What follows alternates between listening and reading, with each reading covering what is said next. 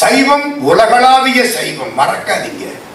எல்லா உயிர்களும் இன்புற்று வாழ்க, ஆழ்க தீயது எல்லாம் அரண் நாமமே சூழ்க, வையகமும் துயர் தீர்கவே, உலகம் பூரா துன்பம் தீரட்டும். அதான் பெரிய உலகளாம்னு அடியெடுத்து கொடுத்தாரா சேர்க்கடாருக்கு சிவபெருமான்.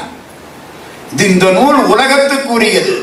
இது பாண்டிய நாட்டுக்கு மட்டும் உரியதல்ல, தமிழ்நாட்டுக்கோ இந்தியாவுக்கோ மட்டும் உரியதல்ல, அப்பாலும் அடிச்சார்ந்தால் இருப்பதனாலே உலகத்துக்கெல்லாம் உரியது. இந்த உலகத்துக்கு மட்டுமல்ல, எல்லா உலகத்துக்கும் உலகலாம். எல்லா உலகம்னா எத்தனை உலகம்? வள்ளல் பெருமான் திட்டம் போட்டு எழுதினார். பக்கம் பக்கமா எத்தனை உலகம்னு சொல்லிக்கிட்டே போனார். ஒரு 20-30 பக்கம் 1000 உலகங்கள் பேர் எழுதி முடிச்சுட்டேன். இன்னைக்கு இருக்கு நூல் உலகலாம், அத்தனை உலகமா. அவ்வளவு உணர்ந்து ஓதற்கரியவன். 2 விஷயம் சொன்னேன். உலகளாவிய சிந்தனை. 2வது, எங்க மதம் தான் பெருசு, உங்க மதம் மட்டான் அப்படின்னு சொல்ல மாட்டார்கள்.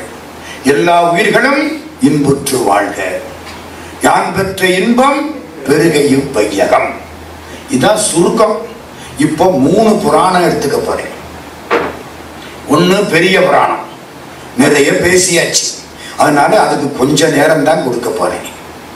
2வது திருவிளையாடல் புராணம், பேசவே இல்லை, கொஞ்ச நேரம் கொடுக்கிறேன். 3வது கந்த புராணம், அது கடைசியில இருக்க நேரத்துக்கு பயன்படுத்திக்குவோம். புராணங்கள் நிறைய, 18 புராணம்.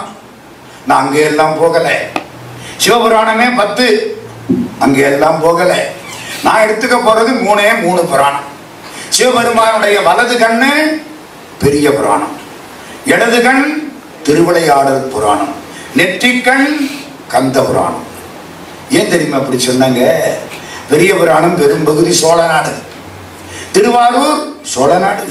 திருவாரூர் பெருமை, திருநாட்டு சிறப்பு, திருநகர சிறப்பு, சோழ நாட்டு பெருமை. சோழ நாடு, சோழர்கள் சூரிய வம்சம்.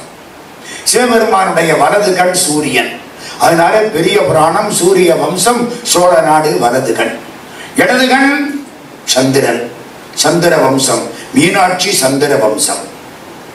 பாண்டியன் மலையத்துவச பாண்டியன் சந்திர வம்சம், அதனால இடது கண் திருவிளையாடல் புராணம். நெற்றியிலிருந்து வந்தவர் முருகப்பெருமான், அதனால நெற்றிக்கண் கந்த புராணம். இந்த 3 மட்டும்தான் நான் இப்ப எடுத்துக்க போறேன். நம்ம வாழ்க்கைக்கு இந்த புராணங்கள் வழிகாட்டுமா வழிகாட்டாதா? பெரிய புராணத்தை பத்தி நிறைய சொல்லிவிட்டேன். ஒரு ராஜா நீதிவானா இருக்கணுமா? மனுநீதி சோழன் வரலாறு இருக்கு. ஒரு பெண்ணுடைய சிறப்பு தெரியணுமா? திலகவதி, புனிதவதி, கமலவதி, இயற்பகை நாயனார் மனைவி, சந்தனத்தாதி, திருவெண்காட்டு நங்கை, சங்கிலி, பறவை, மானக்கஞ்சாரர் மகள், பட்டியலே போடலாம். அத்தனை பெண்கள் பெரிய புராணத்தில் வந்து கூந்தலை கேட்ட அப்படியே எடுத்து கொடுக்கிறா மானக்கஞ்சாரர் மகள். கணவர் இறந்து போய் கிடக்கிறாரு, சுந்தரமூர்த்தி சுவாமிகள் வர்றாரு, வரவேற்க போறா, இவரை சுத்தி வச்சு விட்டு யாராவது செய்வோமா? கணவர் இறந்து போயிட்டாரு, ஏயர்கோன் கடிக்காம நாயனார். சுந்தரமூர்த்தி சுவாமிகள் தெருவில் வர்றாரு, அவரை வரவேற்கணும். இறந்த கணவரை சுருத்தி வச்சுட்டு வரவேற்க போறா. இவளுக்கு மனசு யாருக்காவது வருமா? வீட்டுக்காரன் உன்னை தூக்கி கொடுத்துட்டேங்கிறா இயற்பகை நாயனார் மனைவி. சரின்னு ஏத்துக்கிட்டு அவர் பக்கத்துல போய் நின்று இறைவாங்கிறா. நீ சிவபெருமான்னு கண்டுபிடிச்சுட்டா. யாரு? இயற்பகை நாயனார் மனைவி. திலகவதியார் நிச்சயம் பண்ணன மாப்பிள்ள இறந்து போட்டாரா, எனக்கு இவர் தான் கணவர், கடைசி காலம் வரைக்கும் அம்புன் மணி நூல் தாங்காது அனைத்து உயிர்க்கும் அருள் தாங்கி தம்பியார் உளராக வேண்டும் என்ற தயாவினாலே வாழ்கிறாள் திலகவதி. எல்லாம் முந்தி சொல்லிட்டேன். பெரிய புராணம் நிறைய பேசிட்டோம். தொண்டு அப்பர் சுவாமி, பக்தி கண்ணப்ப நாயனார். அதுக்கு மேல கிடையாது சார். கண்ணப்பன் ஒப்பதோர் அன்பு இன்மை கண்டபின்.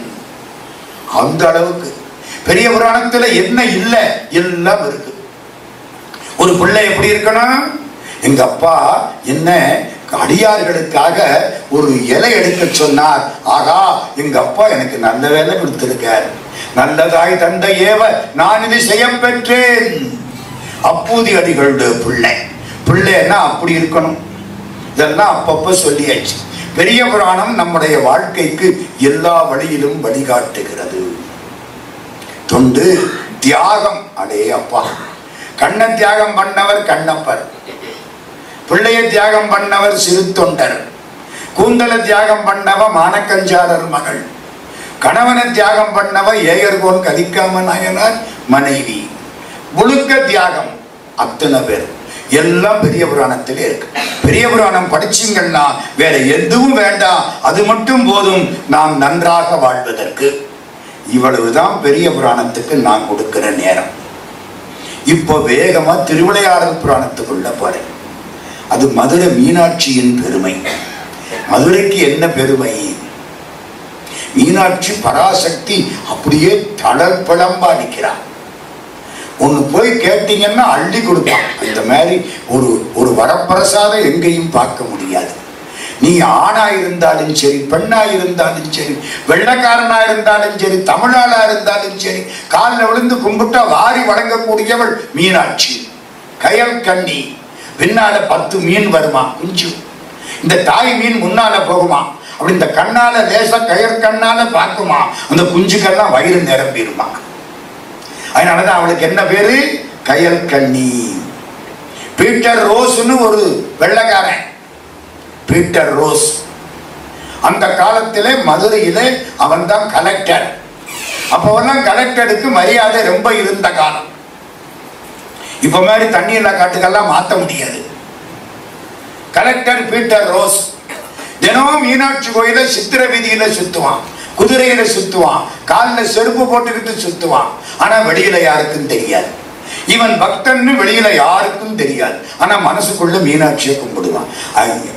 எங்க ஊர்ல மேரி, இந்த ஊர்ல மாறி, அவ்வளவுதானே. அப்படி கும்பிட்டவன் கிறிஸ்தவன்.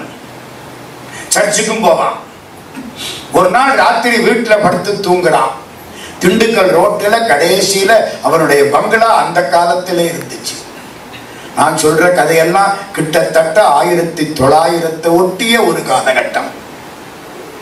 அவன் பங்களாவில் போய் படுத்தான். வீட்டுல பெண்டாட்டி பிள்ளையெல்லாம் இங்கிலாந்து போயிட்டாங்க. இவன் வெள்ளைக்காரன், இவன் மட்டும்தான் அங்க இருக்கிறான். படுத்தான். ஒரு மாதிரி வேர்த்தது. வெளியில அவுட் ஹவுஸ்ல வந்து படுத்துட்டான். காத்தடிச்சுது, மின்னல் அடிச்சுது, இடி இடிச்சுது, மழை கொட்ட ஆரம்பிச்சிருச்சு. அவுட் ஹவுஸ்குள்ளே படுத்து தூங்கிட்டான். நல்லா தூங்கிட்டான். குழுகுழுன்னு இருந்துதான் தூங்கிட்டான். ராத்திரி 11 மணி இருக்கும். யாரோ தோல்ல கை வச்சு தட்டுறாங்க. முழிச்சு பார்க்கறான். 12 வயசு பொண்ணு எதிர்த்தாப்புல நிக்குது. இவளை எங்கேயோ பார்த்தாப்புல இருக்கே. யாரு தெரியல. கண்ணை மூடினா தெரியல, கண்ணை முடிச்சா தெரியுது. அப்போ இது கனவு இல்ல, நனவு. இந்த பொண்ணு யாரு? நெத்தியில விபூதி, குங்குமம். இவளது அழகா என்ன பார்க்கிறாளே, இவ யாரு தெரியல. என்னை தட்டி எழுப்பிட்டா. தூங்கின என்னை தட்டி எழுப்பி விட்டாள். இந்த எழுப்பின பொண்ணு கையை காட்டுது. வா. எந்திரிச்சான். ஷூவெல்லாம் மாட்டிக்கிட்டான். பின்னாலே போறான். மழை கொட்டுது.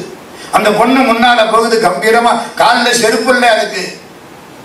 காலினில் சதங்கை கொஞ்ச கலீர் கலீர் கலீர் கலீர் அப்படியே நடந்து முன்னால போகுது.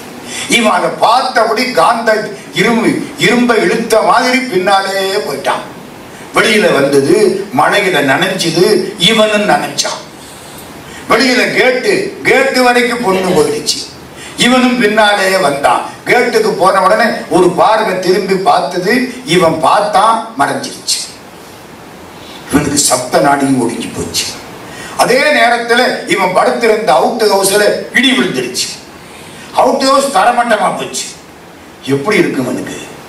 இந்நேரம் நான் உள்ள படுத்து கிடந்தேன்னா கதை முடிஞ்சிருக்கும். 8 நாள் பேப்பர்காரன் போட்டுக்கிட்டே இருப்பேன். உயிரோடு இருந்தா கூட போட மாட்டாங்க. செத்தா படத்தை இப்படி போட்டு அப்படி போட்டு, இங்க எடுத்த படம் அங்க எடுத்த படம் போட்டுக்கிட்டே இருப்பேன். நம்ம தான் பார்க்க முடியாது. எப்படி இருக்கும்? எவனை பக்கத்துல பார்த்தவனுக்கு தான் தெரியும். நான் உள்ள படுத்து கிடந்தா என் கதை முடிஞ்சிருக்குமே.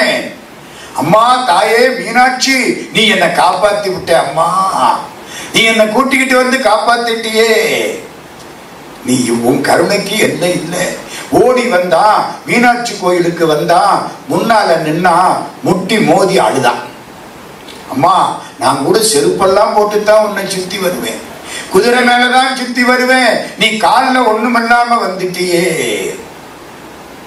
அம்மா உனக்கு கால் வலிக்காதா? இந்த முள்ளும் கல்லும் குத்தி இருக்குமே, இந்த பாதி என்ன அநியாயம் பண்ணிவிட்டேன் தாயே. இந்த பாதம் தாமர பாதம், அதுல முள்ளும் கல்லும் பட்டா வலிக்குமே. திணியானவனோ சிலை மீதுனதால் அணியார் அரவிந்தம் அரும்புமதோ. இந்த சிலை கல்லு மேல உன் அரவிந்த பாதம் பற்றுச்சே. தாயே உனக்கு ஒரு செருப்பு பண்ணி தர்றேன். தங்கத்தில செருப்பு, 165 வைரக்கல்லு, ஒவ்வொரு செருப்புலையும் 2 செருப்பு. திருவடின்னு சொல்லணும், இல்லைன்னா பாதுகைன்னு சொல்லணும். புரியறதுக்காக செருப்புன்னு சொல்லிட்டு இருக்கேன், இனிமேல் சொல்ல மாட்டேன். 2 பாதுகை அழகா பண்ணினா. இந்த பொண்ணு காலை அளவெடுத்தாப்புல அம்பாளுக்கு போட்டா பொருத்தமா இருக்கு, அருமையா இருக்கு. அந்த 2 பாதுகையும் தங்கத்தினால பாதுகை, 165 வைரம் மாணிக்கம் கெம்பு என்னென்னமோ வச்சு பதிச்சிருக்கான். அது முக்கியமான வார்த்தை என்ன தெரியுமா? பின்னால பீட்டர் ரோஸ் அன்பளிப்புன்னு எழுதுற. மீனாட்சிக்கு அன்பளிப்பு கொடுக்க நம்ம யாரு? பீட்டர் ரோஸ் பரிசுன்னு எழுதல. அவள் தான் நமக்கு கொடுத்தா பரிசு, நம்மளா அவளுக்கு பரிசு கொடுக்க முடியும்? எழுத நான் கெட்டிக்காரன். பீட்டர் ரோஸ் காணிக்கை. வார்த்தை புரியுதா? வார்த்தை தாங்க முக்கியம். பீட்டர் ரோஸ் காணிக்கை. என்ன சார் பார்த்த மாதிரி பேசுறீங்க? அந்த செருப்பை பார்த்தீங்களா? பார்த்தேன், பக்கத்துல நின்று பார்த்தேன், இன்னும் சொல்ல போனா தொட்டு கூட பார்த்தேன். ஆடி மாசம் பூர திருவிழாவில் மீனாட்சி அம்மை தங்க குதிரை வாகனத்துல ஆடி வீதி சுத்தி வருவா. 8ஆம் திருநாள்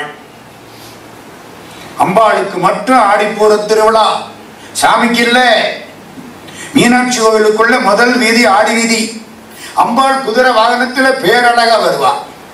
அப்போ அந்த காலில் அந்த திருவடி போட்டிருப்பாங்க, பாதுகை. திருப்புகழ் சபையில கொண்டாந்து இறக்குவாங்க.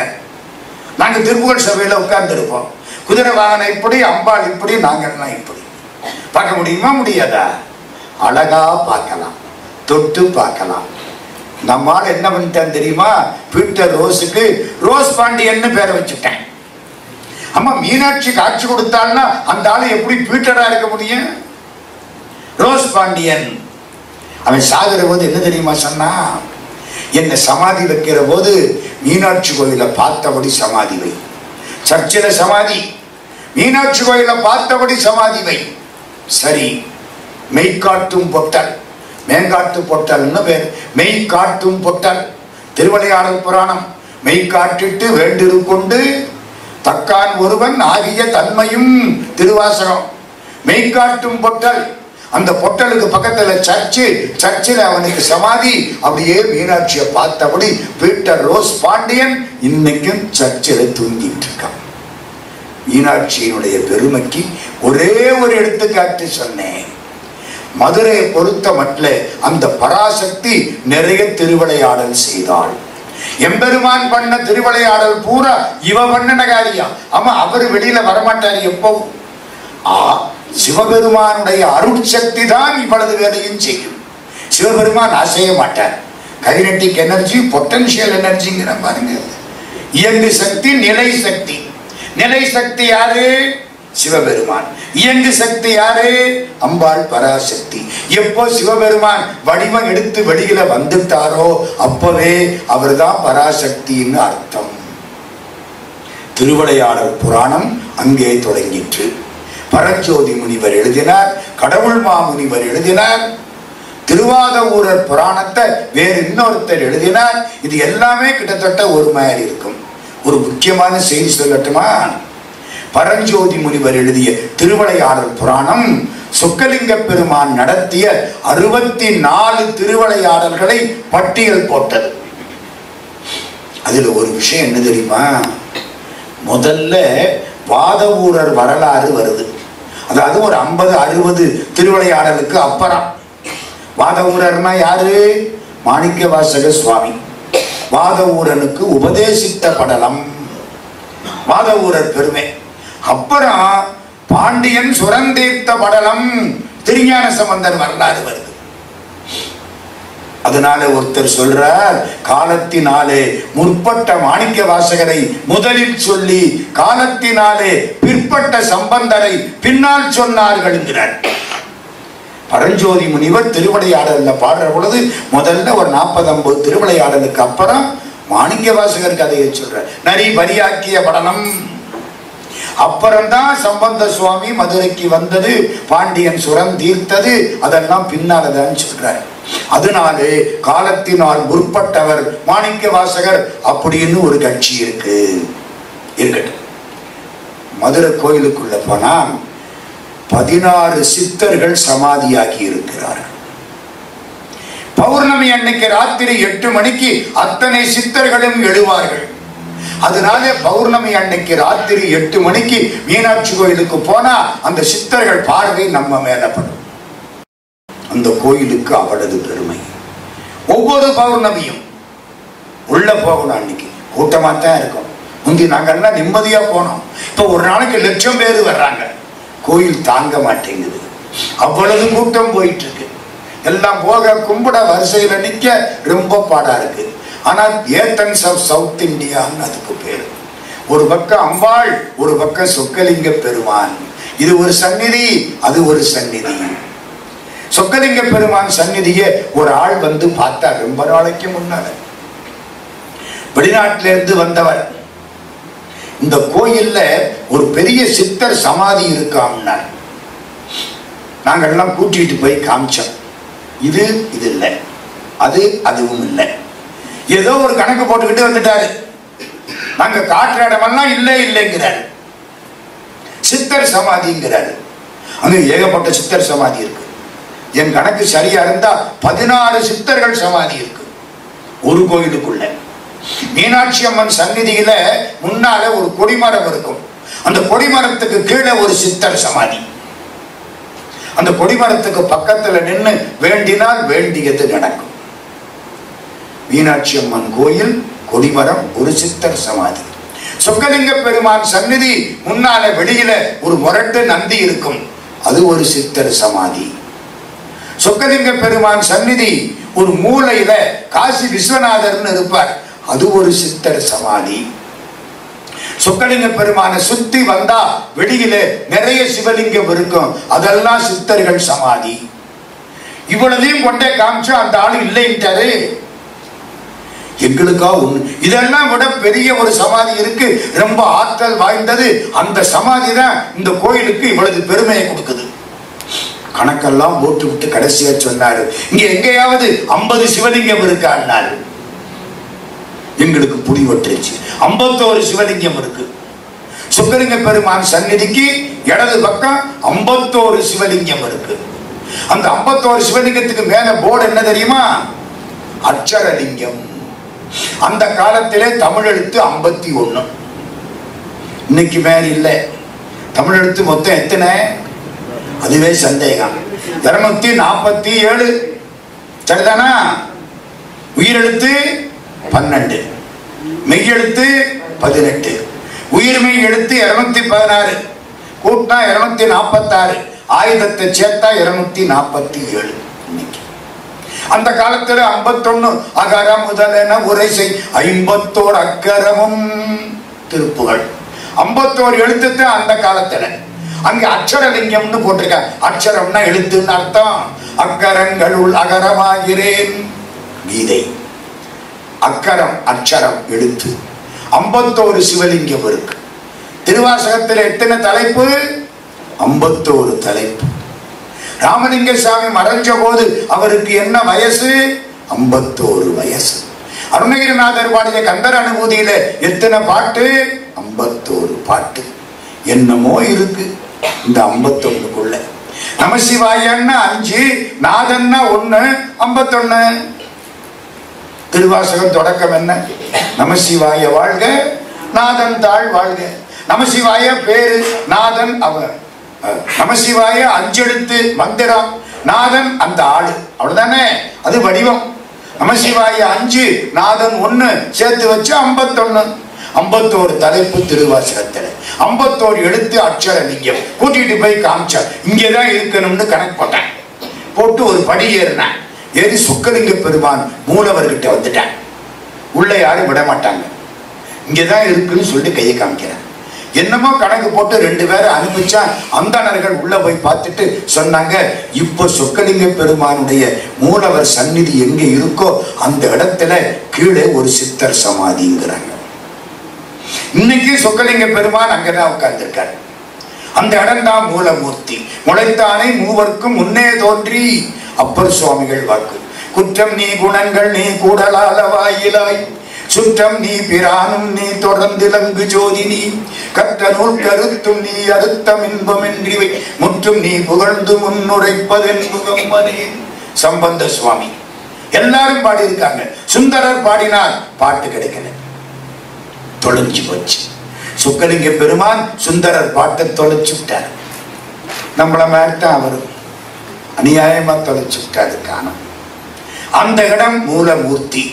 சொக்கலிங்க பெருமானை அசைக்க முடியாது, அப்படியே இருக்கும். கீழே தோண்டி தோண்டி பார்த்தாங்க, போய்கிட்டே இருக்கு. 10 லட்சம் வருஷம் ஆச்சுங்கிறாரு ஒருத்தர். அதை வச்சு கீழே போயிட்டு இருக்கு, அசைக்க முடியாது. முளைச்ச மூர்த்தி. மீனாட்சியை தூக்கி வைக்கலாம், சொக்கலிங்க பெருமானை ஒன்னும் பண்ண முடியாது. இன்னைக்கு நாளைக்கு 64 திருவிளையாடல் நமக்கு பயன்படுமா சார்? 5 செய்தி சொல்ல போறேன். திருவிளையாடல்ல 5 செய்தி. ஒரு வீட்டு மாப்பிள்ளை எப்படி இருக்கணும், வாழ்க்கைக்கு பயன்படணுமா இல்லையா? திருவிளையாடல் புராணம் சும்மா படிச்சுட்டு விட்டுட்டு போறதா? ஒரு வீட்டு மாப்பிள்ளை எப்படி இருக்கணும்? சிவபெருமான் காமிக்கிறார். மதுரைக்கு சிவபெருமான் மாப்பிள்ளைங்க தெரியுமா? மீனாட்சியை கல்யாணம் பண்ணிச்சங்க புறப்பட்டு வந்தவர். மேல வானுலகத்திலிருந்து வர்ற திங்கட்கிழமை சோமவாரத்தன்னைக்கு காலையில 7, 8, 9 ராவு காலம் முடிச்ச உடனே 9 மணிக்கு வந்த உடனே கல்யாணம் பண்ணிக்கிறேன். எங்க? மதுரைக்கு வர்றேன். புறப்பட்டு மதுரைக்கு வந்துட்டாரு. எல்லாரும் கூடி நிக்கிறாங்க மதுரையில. சொக்கலிங்க பெருமானுக்கும் மீனாட்சிக்கும் திங்கட்கிழமை காலையில 9 மணிக்கு பங்குனி உத்தரத்தன்னைக்கு கல்யாணம். பங்குனி உத்தரம் நமக்கு கடைசி பௌர்ணமி வருஷத்துல. அப்புறம் சித்திரா பௌர்ணமி, அப்புறம் வைகாசி பௌர்ணமி விசாகம். பங்குனி உத்தரம் பங்குனி மாசம் பௌர்ணமி. அன்னைக்குத்தான் மீனாட்சிக்கும் சொக்கலிங்க பெருமானுக்கும் கல்யாணம். எம்பெருமான் அங்கிருந்து வந்தார். மேடையில் உட்கார வச்சா இவர் பூரா பாம்பா போட்டிருக்காரு. தலையில ஜடாமுடி, 10 அதுக்கு ஒரு திருவோடு. மாப்பிள்ளை எப்படி போய் உட்கார்ந்தா என்னத்துக்காகும்? இருக்கவன்லாம் பாம்பை பார்த்தா பயந்து ஓடி போயிடுவேன். எல்லாரும் கிட்டக்க போனாங்களாம். சிவபெருமானை என்ன கொஞ்சம் வேஷத்தை மாத்திக்கிடுங்க, இது சுடுகாட்டுக்கு சரி, வீட்டுக்கு லாயப்படாது. நீங்க இனிமே பாண்டிய ராஜா இல்ல, ராணிக்கு கணவன். அப்படித்தானே? ராணிக்கு கணவன். ராணி யாரு? மீனாட்சி. ட்ரெஸ் எல்லாம் மாத்துங்க, பெண்ணைய செய்யணுங்கிற இந்த ஜடாமகுடத்தை எடுங்க, எடுத்துட்டு மணிமகுடத்தை வச்சுக்கிடுங்க. நீங்க சோமசுந்தர பாண்டிய மகாராஜா. இனிமே சடை மறைத்து கதிர் மகுடம் தரித்து நறுங்கொன்றையந்தார் கணந்து வேப்பந்தொடை முடித்து. இந்த கொன்றை மாலையை தூக்கி போடுங்க. கைலாசத்துக்கு போறபோது எடுத்துக்குவோம். வேப்ப மாலை போடுங்க. ஏன்? வேம்பு உடம்புக்கு நல்லது.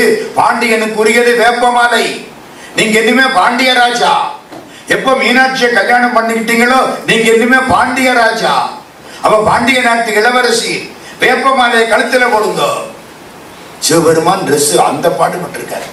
சடை மறைத்து கதிர்மகுடன் தரித்து நறுங்கொன்றையந்தா கடந்து வேப்பந்தொடை முடித்து விடனாக கரணகற்றி மாணிக்க சுடற்பூன் ஏந்தி. இந்த பாம்பை எல்லாம் தூக்கி போடுங்க. மாணிக்கத்தை கழுத்துல போட்டுக்கிடுங்க. மாணிக்கம் விற்ற படலாம் பின்னால வரப்போகுது. கழுத்துல மாணிக்க மாலையை போடுங்க. அழகா போட்டாரா? அழகா இருக்கு. அவரு அழகா இருக்காரா? மாணிக்கம் அழகா இருக்கா? சிவபெருமானுக்கு போட்டா மாணிக்கம் அழகா இருக்கு. மாணிக்கத்தை போட்டாலா சிவபெருமான் அழகா இருக்காரு? இல்ல. அம்பாள் மீனாட்சி தங்கத்தேர்ல வந்தா தங்கத்தேர் அழகா இருக்கும். அவ வர்றாள்ல, அப்புறம் என்ன? அவ அழகா இருப்பாளா? தங்கத்தேருதான் அழகா இருக்க. அவ அழகுக்கு ஒருவரும் ஒவ்வாத வண்டி, அருமறைகள் படகிச்சி வந்த பதம் புயத்தாள். அவளுக்கு என்ன தங்கரதாம்? அவளது அழகி வரும். சடை மறைத்து கதிர்மகுடன் தரித்து நறுங்குன்ற எந்தா தணந்து வேப்பந்தொடை முடித்து விடனாக கலன் பாம்பு கலன் அகற்றி மாணிக்க சுடற்பூன் ஏந்தி விடை நிறுத்தி கயல் எடுத்து விடை கொடி ரிஷப கொடி தூக்கி வைங்க. அது கைலாசத்துக்கு தான். இங்க மீனக்கொடி, பாண்டியனுக்குரிய கொடி என்ன? மீன் கொடி. மீன் கொடிய கையில வச்சுக்கிடுங்க. இவ்வளவு டிரெஸ் மாத்தி இருக்காரு மீனாட்சிய கல்யாணம் பண்ணிக்க. அப்பவே தெரியுது ஒரு நல்ல பொண்ணு கிடைக்கணும்னா கணவன் இவ்வளவு பாடுபட வேண்டி இருக்கு. எவ்வளவு மாற்றம் பாருங்க. எதுக்கா பாடுறாரு? வழுதி மருமகனாகி. பாண்டியனுக்கு மருமகன் ஆகிறதுக்கு சிவபெருமான் இந்த பாடுபட்டிருக்காரு. சடை மறைத்து கதிர்மகுடன் தரித்து நறுங்கொன்ற எந்தா தொடர்ந்து வேப்பந்தொடை முடித்து விடனாக கலனகற்றி மாணிக்க சுடற்பூன் ஏந்தி விடை நிறுத்தி கையெடுத்து வழுதி மருமகனாகி மீன நோக்கின் மணவரலை மணந்து உலகம் முழுதாண்ட சுந்தரனை வணக்கம் செய்வாம். மேடையில போய் நிற்கிறாரு, அழகா இருக்காரு சிவபெருமான். அவரே செக்கச்சி வந்த திருமேனி, அதுவும் நெருப்பு எரியிறாப்புல திருமேனி, செந்தளல் புலம்பண்ண மேனி. திருவாசகம். செந்தாமரை காடு அணையமேனி, தாமரைக்காடு மாதிரி இருக்குமா, அழகா நிற்கிறார். இந்த பொண்ணு அங்க இருந்து வருதா? இது வரைக்கும் மாப்பிள்ளைய பார்த்தவங்க பொண்ணை பார்த்த உடனே வச்ச கண்ணு வாங்கல, அவ அதை விட அழகா வந்து நிற்கிறான். என்ன வித்தியாசம்? சிவபெருமான் பொன்னரம், மீனாட்சி எந்நரம். ஒரு வீட்டுல கல்யாணத்துக்கு வாழ்த்துறதுக்கு போனேன். அந்த பொண்ணு கருப்பா இருக்கு, பையன் நல்ல சிவப்பா இருக்க. எப்படி வாழ்த்துறது? மீனாட்சியும் சொக்கலிங்க பெருமானும் போல வாழ்க. மீனாட்சி கருப்பு, சொக்கலிங்க பெருமான் சிவப்பு. வாழ்த்திட்டேன். ஒரு வாரம் ஆச்சு. இன்னொரு வீட்டுக்கு போனேன். பொண்ணு செக்க செவேன்னு அழகா இருக்கு, பையன் நம்மள மேல இருக்கேன், படிச்சுன்னு இருக்கேன். Indian national colour. என்னங்க என்ன சிரிக்கிறீங்க? அர்ஜுனன் கருப்பு, அல்லி கருப்பு, மீனாட்சி கருப்பு, கிருஷ்ணன் கருப்பு, ராமன் கருப்பு, மன்மதன் கருப்பு, ரதி கருப்பு. அந்த காலம் அப்படித்தான். மன்மதனுக்கு பேரு கருவேள், முருகனுக்கு பேரு செவ்வேள். இவன் சிவப்பான், அவன் கருப்பான். இது செவ்வேள், அது கருவேளா. அந்த ஊருக்கு போனா பொண்ணு சிவப்பா இருக்கு, பையன் படிச்சுன்னு இருக்கான் நம்மள மாதிரி. என்ன சொல்லி வாழ்த்துறது? மகாலட்சுமியின் திருமாலும் போல வாழ்க. மகாலட்சுமி சிவப்பு, திருமால் நீல நிறம். மையோ மரகதமோ மரிகடலோ மலைமுகிலோ ஐயோ இவன் வடிவென்பதோ அழியாட குடையான். கவி சக்கரவர்த்தி கம்பன். வாழ்த்திட்டேன். அடுத்தாப்புல ஒரு வீட்டுக்கு போனேன். ரெண்டும் சிவப்பு அழகா இருக்கு, படிச்சுன்னு இருக்கு, ரெண்டும் நல்லா இருக்கு. இப்ப என்ன சொல்லி வாழ்த்துறது? யோசிச்சேன். பிரம்மாவும் சரஸ்வதியும் போல வாழ்க. சரஸ்வதியும் வெள்ளை, வெள்ளை கலை உடுத்து, வெள்ளை பணி கொண்டு, வெள்ளை கமலத்தை வித்திருப்பாள், வெள்ளை அரியாசனத்தில் அரசரோடமை சரியாசனம் வைத்த தாய். பிரம்மாவும் வெள்ளை. வாழ்த்திட்டேன். இப்ப கடைசியா ஒரு இடத்துக்கு போய் மாட்டினேன். ரெண்டு என்ன விட கருப்பா இருக்கு, சும்மா பல பலன்னு டால் அடிக்குது, பாலிஷ் போட்ட பூட்ஸ் மாதிரி. நான் அப்பதான் நினைச்சேன் நம்மளை விட கருப்பு இருக்குடா. நாங்கெல்லாம் நீல நிறங்க, பிரவுன் கலர், நாட் பிளாக். அதுதான் கருப்பு, சரியான கருப்பு ரெண்டும். அந்த பொண்ணை கேட்டா அந்த பொண்ணு சந்தோஷமா எங்க மாமன் கட்டிக்கிட்டேங்குது. ரெண்டு அவ்வளவு அழகு, ரெண்டு அப்படி நிறம். பொண்ணை பார்த்தா என்ன சொல்லுவான், உங்க வீட்டுக்காரர் என்ன நிறம்னு கேட்டாங்கன்னா அந்த பொண்ணு அழகா சொல்லிச்சான். வீட்டுக்காரர் எப்படி தெரியுமா? நாகப்பழத்தினிலும் நல் காயாம்பூவினிலும் காக கருப்பினிலும் கடுங்கருப்பு எங்க மச்சான். நாவல் பழம் எப்படி இருக்கும்? கருப்பா இருக்கும். காயாம்பூ எப்படி இருக்கும்? கருப்பா இருக்கும். காக்கா எப்படி இருக்கும்? கருப்பா இருக்கும். இதை விட கருப்பு எங்க மச்சான் அவர் சந்தோஷத்தை பாருங்க. நாகப்பழத்தினிலும் நற்காயாம்பூவினிலும் காகக்கருப்பினிலும் கடுங்கருப்பு எங்க மச்சான்.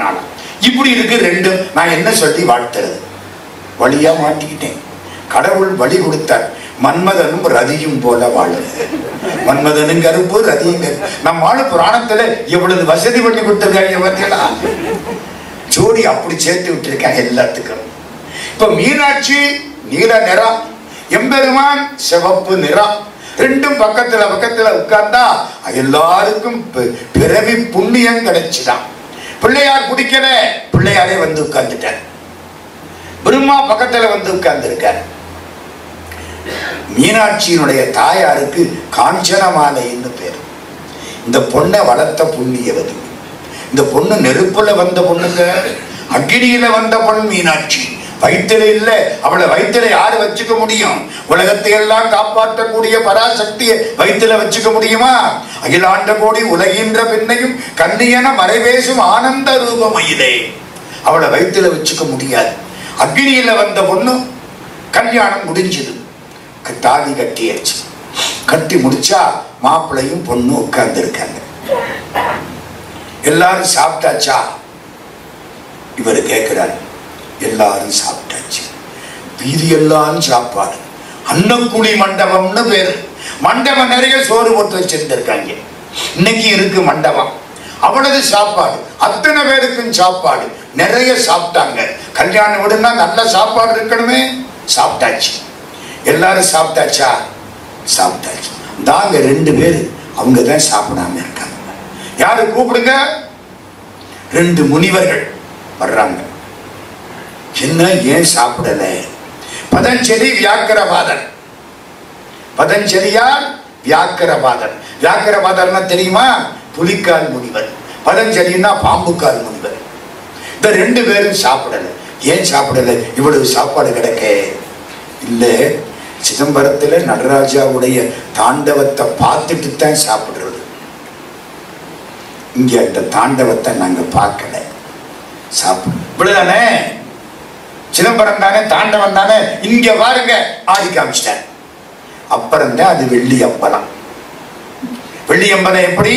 இடது பாதம் தூக்கி வழக்கம் போல வலது பாதம் ஊன்றி சிதம்பரம் மாதிரி ஆடின இடம் பழைய வெள்ளி அம்பலம்.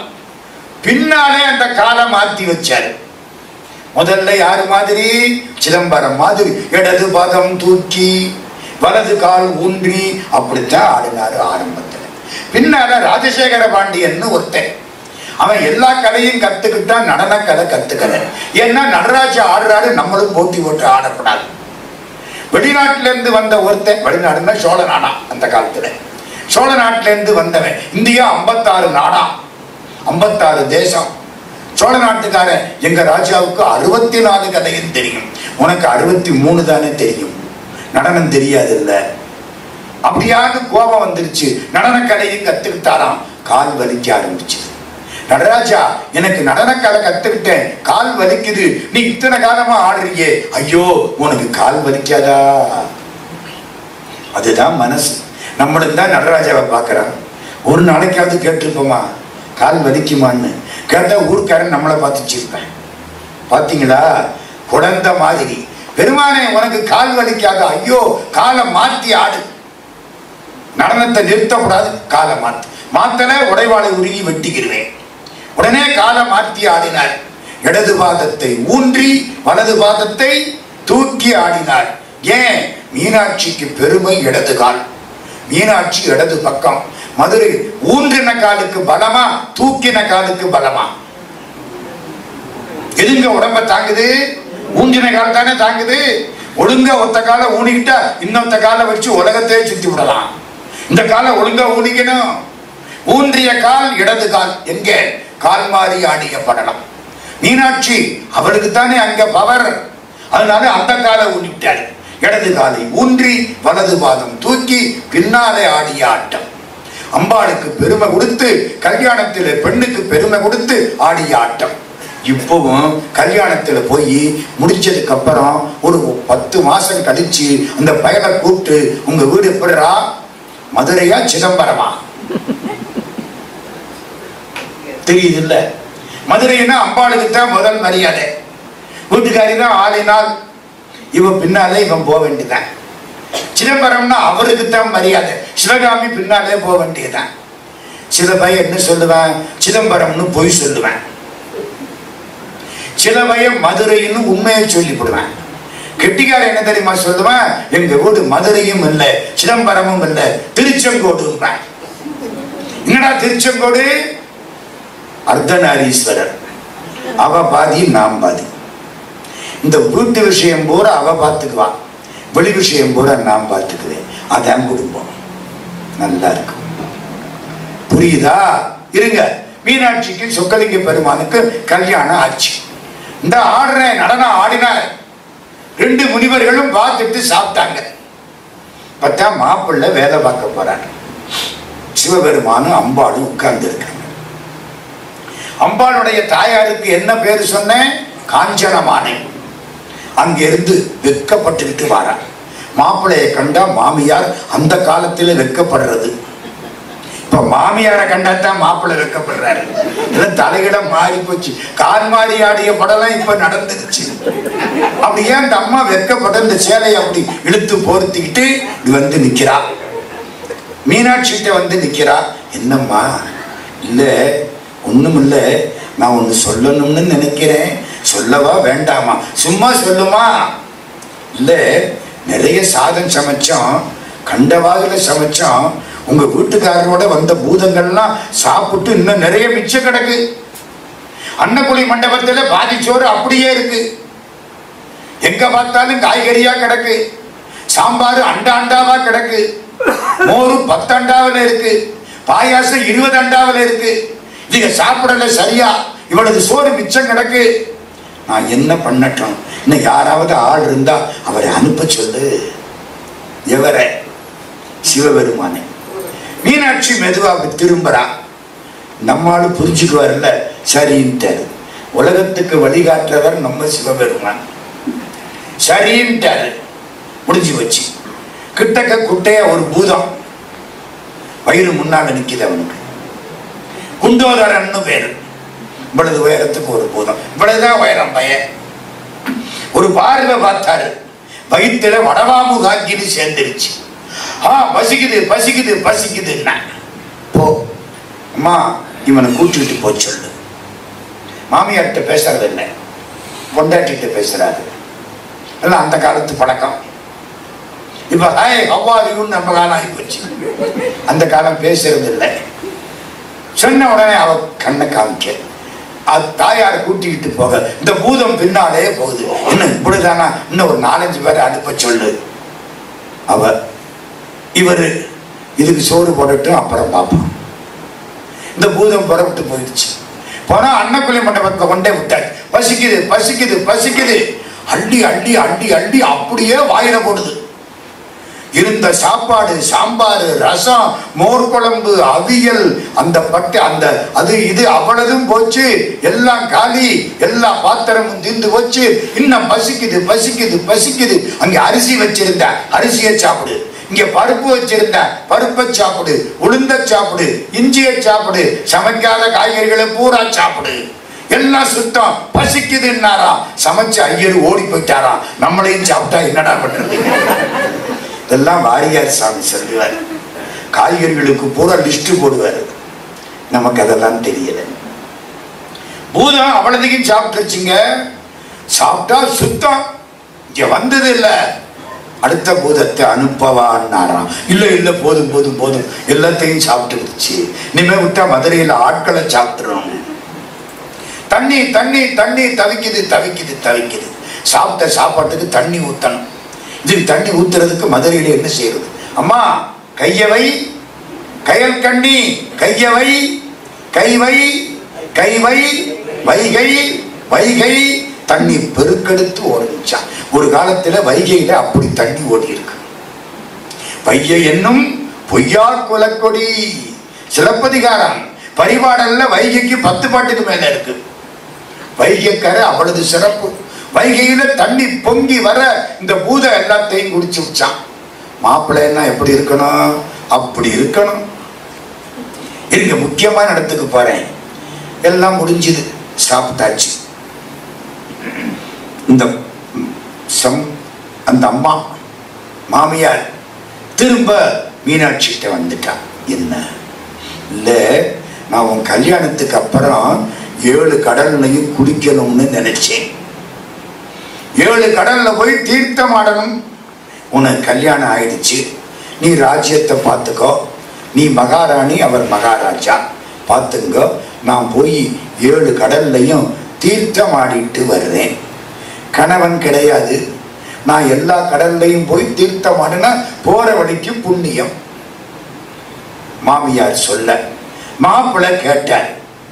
கவலைப்பட வேண்டாம், உங்க அம்மாட்ட சொல்லு. இவரு 7 கடலையும் இங்கே கொண்டார. மாப்பிள்ளை எப்படி இருக்கணும் தெரியுதா? 7 கடலையும் இங்கே கொண்டாரு. எதுக்கு அந்த அம்மா போகுது? வேண்டாம். மீனாட்சிக்கு எப்படி இருக்கு? சந்தோஷமா இருக்குமா இருக்காதா? இதுதான் டெக்னிக்கு, தெரிஞ்சுக்கிடுங்க. வீட்டுக்காரம்மாவுடைய அம்மாவையோ அப்பாவையோ பாராட்டி விட்டா வீட்டுக்காரம்மா நம்ம காலில் விழுந்துடும். வெளியே போய் சொல்லாதீங்க, இது உங்களுக்கு மட்டும். முந்தைய ஒரு நாள் சொன்னேன், இப்ப திரும்ப ஞாபகப்படுத்துறேன். முடிஞ்சு 7 கடல் வந்துருச்சு மதுரையில. 7 கடல் ஒரு இடம்ங்க, பெரிய குளம். 7 கடல் வந்த உடனே அந்த அம்மா குளிக்க போகுது. இப்ப 7 கடலும் போச்சு. நாங்க தூத்து அதுல ஒரு பெரிய கட்டடத்தை கட்டிவிட்டோம். 7 கடலும் போச்சு மதுரையில. 7 கடல்னு அதுக்கு பேருங்க. நான் பார்த்திருக்கேன், 1966 7 இருந்துச்சு. அதுக்கப்புறம் எல்லாத்தையும் இடிச்சு தட்டி புதுசா கட்டடத்தை கட்டி விட்டாங்க. 7 கடல் உள்ள வந்து கிடக்கு. 7 கடல் குளத்துக்குள்ள. இப்ப அந்த அம்மா குளிக்கணும், வந்து நிக்குது. தீர்த்தமாடணும், குளிக்கணும்னு சொல்லப்படாது. புனிதமான தலம் தீர்த்தமாடணும். அதுவும் மதுரை புகழ்பெற்ற திருத்தலம். தீர்த்தமாடணும். ஒரு பொண்ணு தனியா தீர்த்தமாடக்கூடாது. நம்ம ஊர் சம்பிரதாயம்.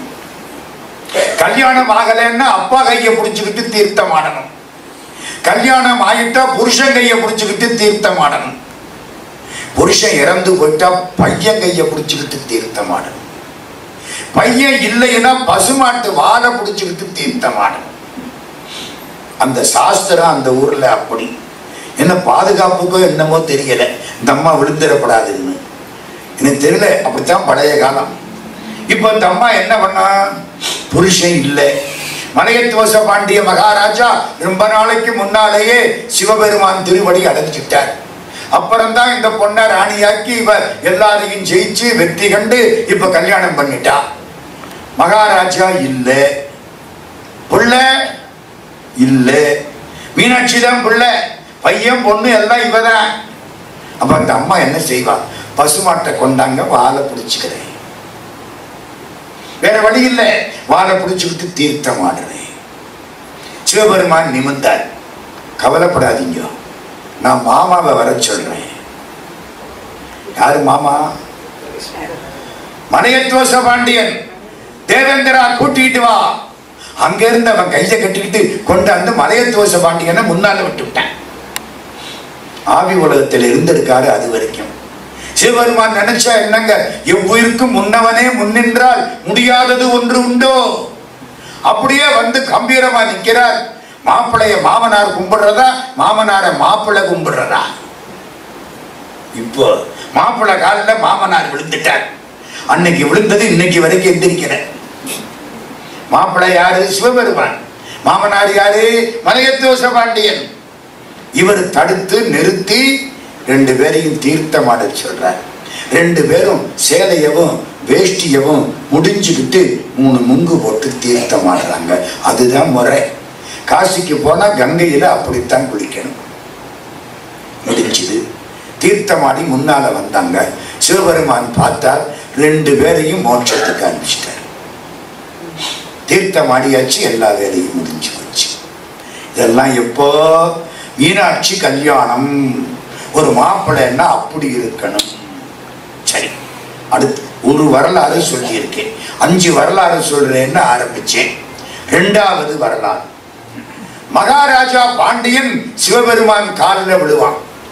என்னவா இருந்தாலும் சிவபெருமான் தான் தீர்த்து வைக்கணும். சிவபெருமான் அணுக்க தொண்டர் மாதிரி அப்படி பணியாற்றி இருக்கிறார். ஏன்னா பாண்டிய வம்சம், அவர் ஒரு காலத்துல ராஜாவா இருந்தவர். மீனாட்சிக்கு சொக்கலிங்க பெருமானுக்கும் உக்கிரகுமார பாண்டியன் ஒரு குழந்தை பிறந்துதான், முருகனுடைய அம்சம். அந்த குழந்தைய ராஜ்யத்தை ஆண்டுதான்.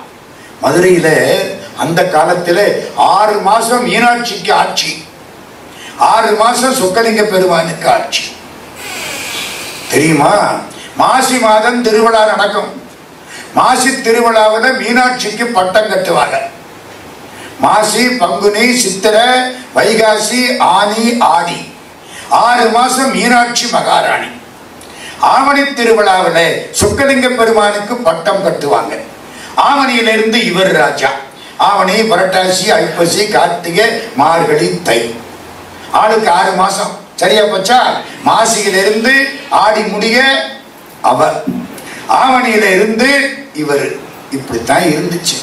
இந்த திருமல நாயக்க மகாராஜா வந்த மாசி மாதம் திருவிழாவை ஒத்தி வையினாங்க. ஏன்னாங்க, சித்திரை மாசம் அழகர் கோயில் திருவிழா, அழகர் இங்க வர்றாரு, மாசி திருவிழாவை சித்திரைக்கு மாத்து, எல்லா திருவிழாவும் ஒன்னா இருக்கட்டும், மதுரை திருவிழா ஊராக மாறட்டும். 400 வருஷத்துக்கு முன்னால மாசி திருவிழாவை சித்திரைக்கு மாத்திட்டாங்க. பெண்ணாய் போச்சு. மீனாட்சிக்கு பட்டாபிஷேகம் மாசியில இல்ல, சித்திரையில. சித்திரை, வைகாசி, ஆனி, ஆடி 4 மாசம் அவளுக்கு. அடுத்து ஆவணி திருவிழாவில் சொக்கலிங்க பெருமானுக்கு பட்டாபிஷேகம். ஆவணி, புரட்டாசி, ஐப்பசி, கார்த்திகை, மார்கழி, தை, மாசி, பங்குனி 8 மாசம் இவருக்கு. அம்பாளுடைய 6 மாத்தையில 2 மாசத்தை இவர் பிடிச்சுக்கிட்டாரு. இன்னைக்கு எப்படி தெரியுமா? எங்க ஊர்ல 4 மாசம் மீனாட்சிக்கு ஆட்சி, 8 மாசம் சொக்கலிங்க பெருமானுக்கு ஆட்சி. இன்னைக்கு சொக்கலிங்க பெருமான் கோயிலுக்குள்ள அந்த ராத்திரி நேரம் பள்ளி அறைக்குள்ள போற பொழுது அர்ச்சகர் என்ன தெரியுமா சொல்லுவார்? சோமசுந்தர பாண்டிய மகாராஜா பராக். சோமசுந்தர பாண்டிய கடவுள் இல்லை, சோமசுந்தர பாண்டிய மகாராஜா பராக். ஒரு பாண்டிய ராஜா, இந்த வம்சத்தில வந்தவன். என்ன பெருமை? மீனாட்சியும் அரசாட்சி பண்ணனா, சொக்கலிங்க பெருமான அரசாட்சி பண்ணனார், பிள்ளையா வந்த முருகனு அரசாட்சி பண்ணனா, 3 பேரு அரசாட்சி பண்ணன ஊர் மதுரை. அதனாலதான் துவாதசாந்த தலம் மதுரை. தலைக்கு மேலே 12 அங்குலம் அந்த இடம் மதுரை. மதுரையில ஒரு பாண்டிய ராஜா. ஒரு நாள் அவனுடைய சபைக்கு ஒரு கேஸ் வந்துருச்சு.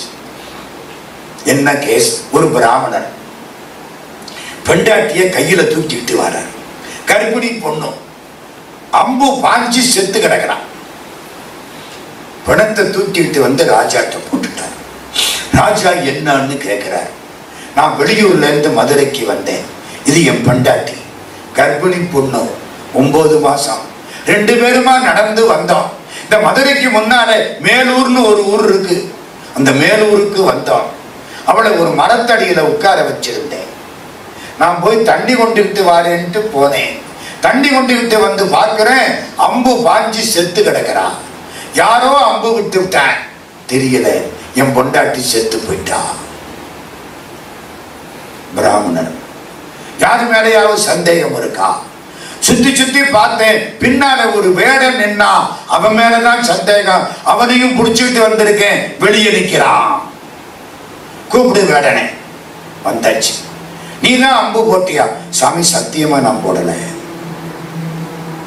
இப்ப என்ன பண்றது? இந்த பொண்ணு எப்படி இருந்துச்சு? இறந்த இடத்துல வேடன் நின்றுருக்கான் பின்னால. சந்தேகத்துல கொண்டு வந்தாச்சு. நீதி மாறக்கூடாது. பாண்டிய ராஜா, மன்பதை காக்கும் தென்புலங்காவல் என் முதல் பிழைத்தது. நெடுஞ்செழியன் சொல்றான், பாண்டிய நாட்டு அரசாட்சி என்னை முதல்வனாக கொண்டு செங்கோல் இப்பொழுது தெரிந்து விட்டது. இதுவரைக்கும் யாரும் செங்கோலை மாத்தல, செங்கோலை வளைக்கல, நீதியை தப்பா சொல்லல. நான் தான் முதல்ல நீதியை தப்பா சொல்லிவிட்டேன். மன்பதை காக்கும் தென்புலங்காவல் என் முதல் பிழைத்தது, கெடுக என் நாயுள். சிலப்பதிகாரம். இப்ப பாண்டிய ராஜா என்ன பண்ணுவேன்? தவறா அந்த வேடனை ஜெயில போட்டா பாவம். அவன் தான் கொலை பண்ணி இருக்கான்னா சரி, இல்லாட்டி தப்பு. இப்ப ராஜா என்ன பண்ணுவாரு? சொக்கலிங்க பெருமான் காலில் போய் விழுந்தார். கடவுளே, கடவுள் அவ்வளவு எளிமையா இருந்திருக்கார். திருவிளையாடல் புராணத்துல பாண்டுரங்க சேத்திரத்துல இதே மாதிரி பாண்டுரங்கன் எளிமையா இருப்பான். மகாராஷ்டிரா அதே மாதிரி மதுரையில சொக்கலிங்க பெருமான் ரொம்ப எளிமை. பெருமானே, நான் நீதி கொடுக்கணும், எனக்கு என்னமாவது வழியை காட்டு.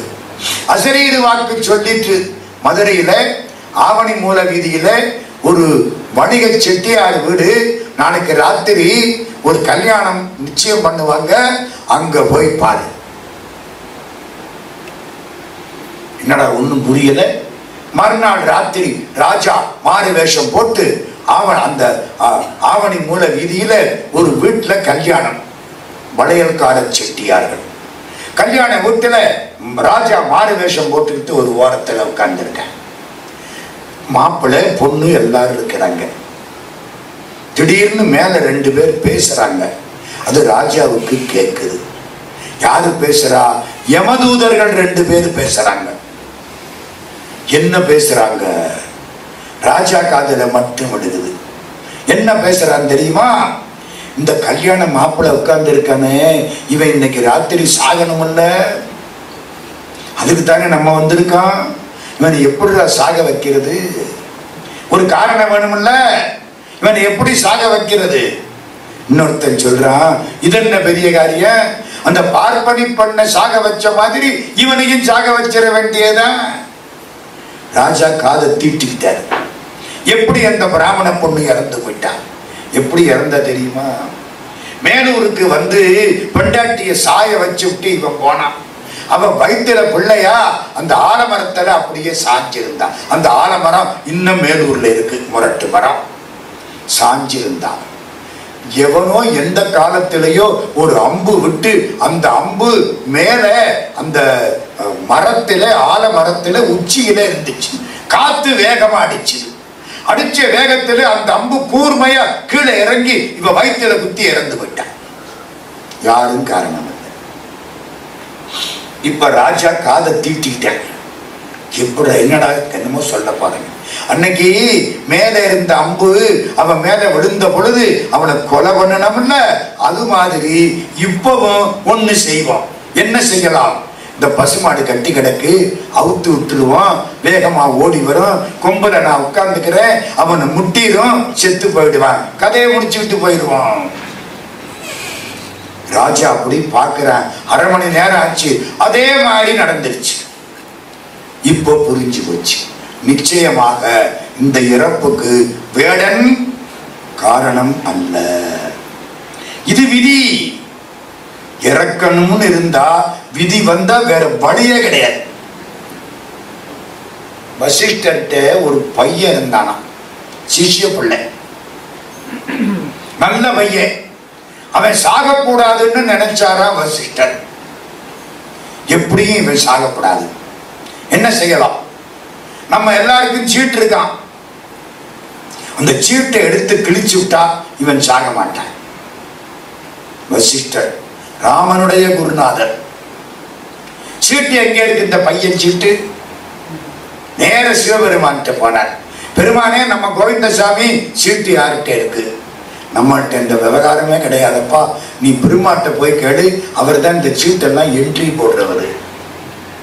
பெருமாட்ட போய் கேட்டா அவரு சீட்டு எங்கிட்ட இல்ல, மகாவிஷ்ணுட்ட போய் கேளுங்க. மகாவிஷ்ணுட்ட போய் கேட்டா யமதர்மராஜாட்ட போய் கேளு, சீட்டெல்லாம் அவர் தான் வச்சிருக்காரு. யமதர்மராஜாட்ட போய் கேட்டா, இந்த ஒரு குகை தெரியுதா? ஆமா தெரியுது, உள்ள போ, கோடி கணக்கா கிடக்கும், தேடி எடுத்துக்கோ. குகை போய்கிட்டே இருக்கு. சிஷ்ய பிள்ளைய கையில கூட்டிக்கிட்டு வசிஷ்டர் தடுமாறிக்கிட்டு போறாரு. எப்படியாவது சீட்டை எடுத்து கிழிச்சு விடணும், இருந்தா இவனை தீர்த்து விடுவாங்க. கஷ்டப்பட்டார். 3 மாசம் அலைஞ்சார் கோயக்குள்ளே. எப்படியோ சீட்டு கையில கிடைச்சிருச்சு, எடுத்துட்டாரு. ஆகா, கிடைச்சிருச்சு, சந்தோஷம். வெளியில சீட்டு அவன் பேர் இருக்கு, உள்ள பெறட்டார். அவன் சீட்டு தானா? எவன் சீட்டையாவது எடுத்து கிழிச்சிடப்படாதே. பெறட்டினார்ல, பொத்துன்னு விழுந்து செத்து போயிட்டான். சீட்ல என்ன இருக்கு? வசிஷ்டர் எப்பொழுது இந்த சீட்டை புரட்டுகிறாரோ அப்பொழுது இவனுக்கு மரணம். பேசாம இருந்திருந்தான்னு அவன் காப்பாற்றப்படும். என்னமோ நான் பாரு விதியை மாற்ற போறேன் அப்படின்னு இவரு போக, எதை வைத்துக் கொண்டு விதியை மாற்ற வேண்டும் என்று எண்ணினாயோ அதை கருவியாக்கி கொண்டு விதி தன் காரியத்தை சாதித்துக் கொண்டு விட்டது. எத்தனை குடும்பம் உடம்பு சரியில்லை, அந்த அம்மாவுக்கு ஆபரேஷன் பண்ணணும். ஐயா கேட்கிறாரு, ஆபரேஷன் பண்ணாம இருக்கலாமா? பண்ணிட்டா தேவையில்லை, கொஞ்சம் சான்ஸ் இருக்கு, பண்ணலன்னா ரொம்ப ஆபத்து. சரி பண்ணுங்க, பண்ணுனாங்க, போச்சு. இப்ப டாக்டர் சொல்றாரு பண்ணாம இருந்தா கூட இன்னும் 1 மாதத்துக்கு இருந்திருக்கும். என்ன பண்ணுவீங்க? எதை வச்சு விதியை மாத்தணும்னு நினைச்சாரோ அதுவே விதிக்கு கருவியாகி விட்டது. மற்றொன்று சூழினும் தான் முந்துரும் ஊழில் பெருவழியாகுல. மற்றொன்று சூழினும் தான் முந்துரும். மகாராஜா இங்க வந்தார், வேடனை விடுதலை பண்ணிவிட்டார். இந்த பிராமணனுக்கு பணத்தை கொடுத்து பணத்தை கொண்டே போதே பரவாயில்ல போயிட்டு வா. இதுக்கு பேரு தெரியுமா? பழி அஞ்சின படலம். பழி மகாராஜாவுக்கு பழி வந்துடக்கூடாதுல்ல. தப்பு பண்ணாத வேடனை குற்றவாளியாக்கி ஜெயில போட்டா பாவம் இல்லையா?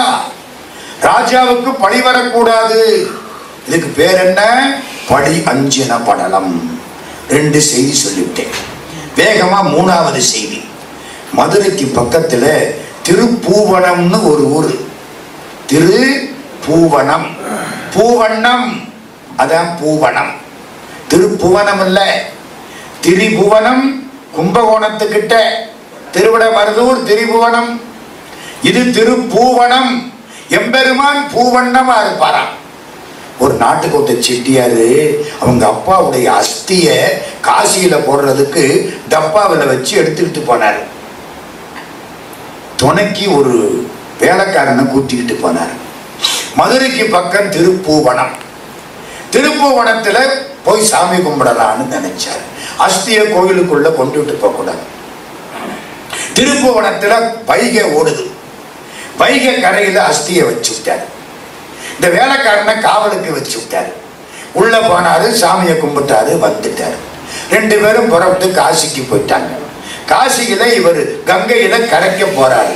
அஸ்தி டப்பாவை திறந்தாரு. வேலைக்காரன் எட்டி பார்த்தான். ஐயோ என்னன்னாரு. திருப்பூவனத்துல நீங்க வச்சுட்டு போனீங்க டப்பாவை, என்ன டப்பான்னு திறந்து பார்த்தேன், உள்ள பூவா இருந்துச்சு, இப்ப என்ன எலும்பா இருக்குன்னா.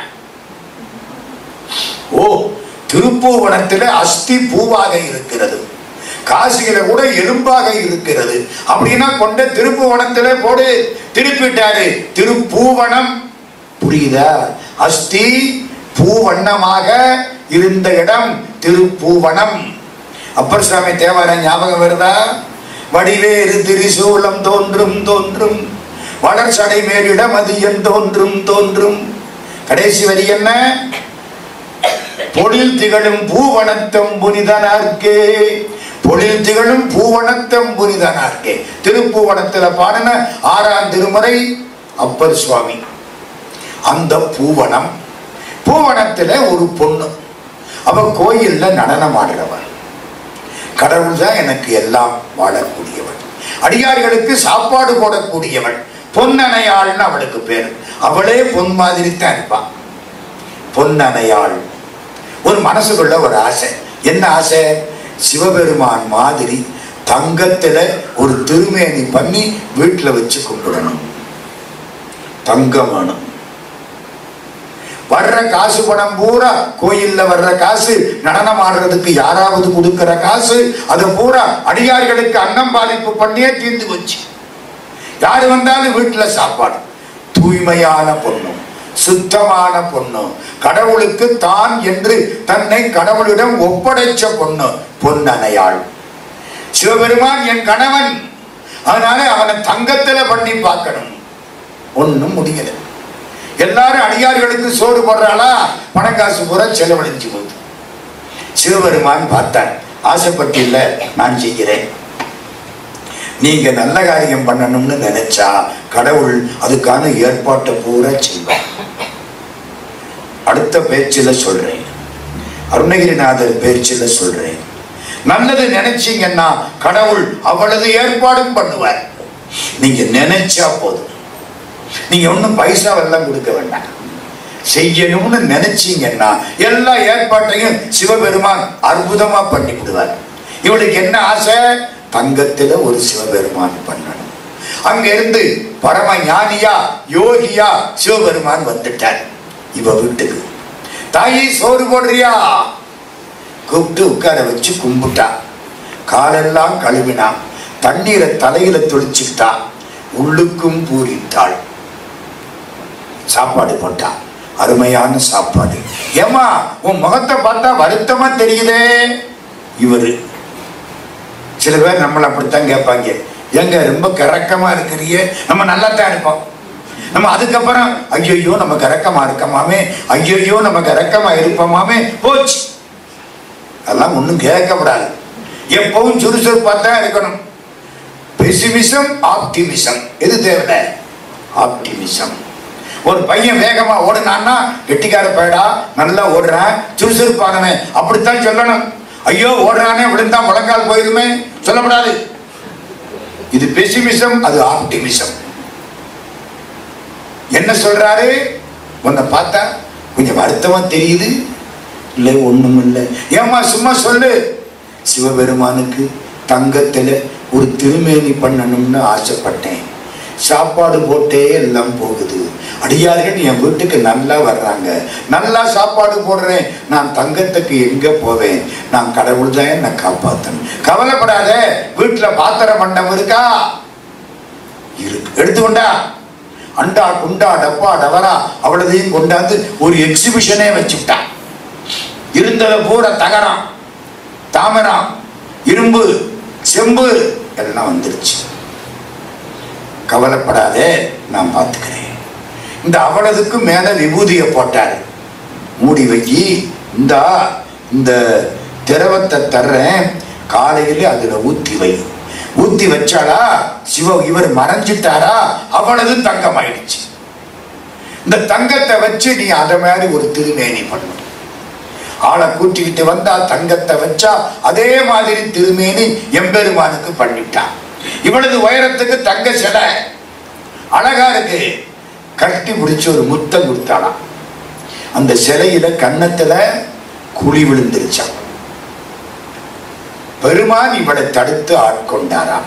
இவ்வளவுதான் கதை. நான் கேட்டேன், அந்த சிலை எங்க இருக்கு?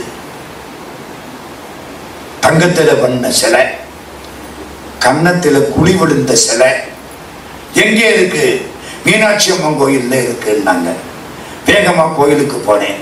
எங்கன்னு கேட்டேன். இந்த இருக்குன்னு காமிச்சாரு. சொதையில ஒரு சிற்பம் இருக்கு, மண் சிற்பம்.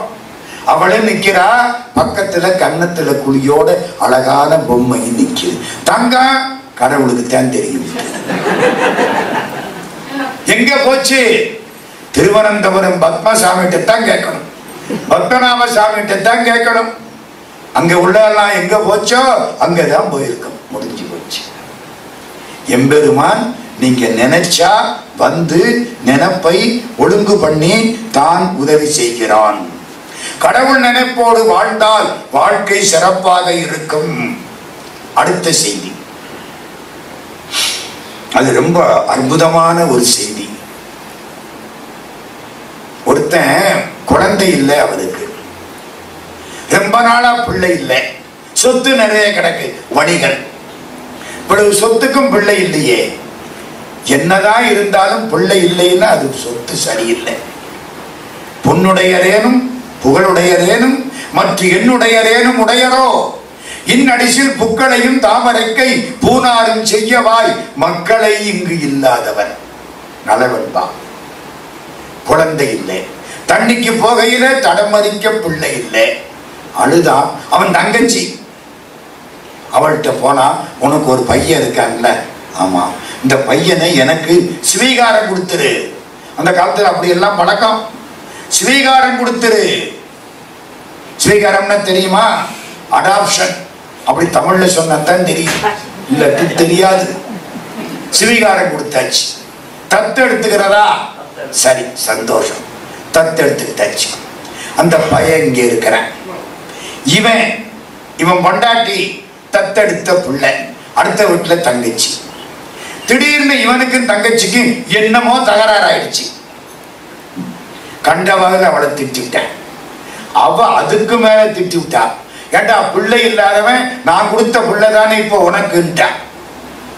எது வீக் பாயிண்ட் அதை ரொம்ப அமைக்கிறப்படாது.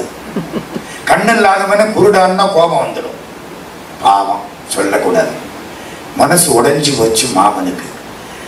வேண்டாம், எனக்கு வாழ்க்கையே வேண்டாம்னு சொத்து பத்த பூரா இவங்கள்ட்ட கொடுத்து விட்டு சன்னியாசியா போயிட்டான்.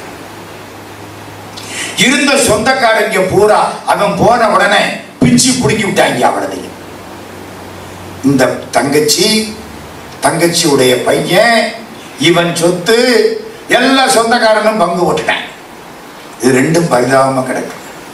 பேசாம வாயை வச்சுக்கிட்டு இருந்தா அவன் கொஞ்சம் இருந்திருப்பான். நுணலும் தன் வாயால் கெடுவும். கண்ணீர் விட்டு அழுதான். கோயிலுக்கு போனான்.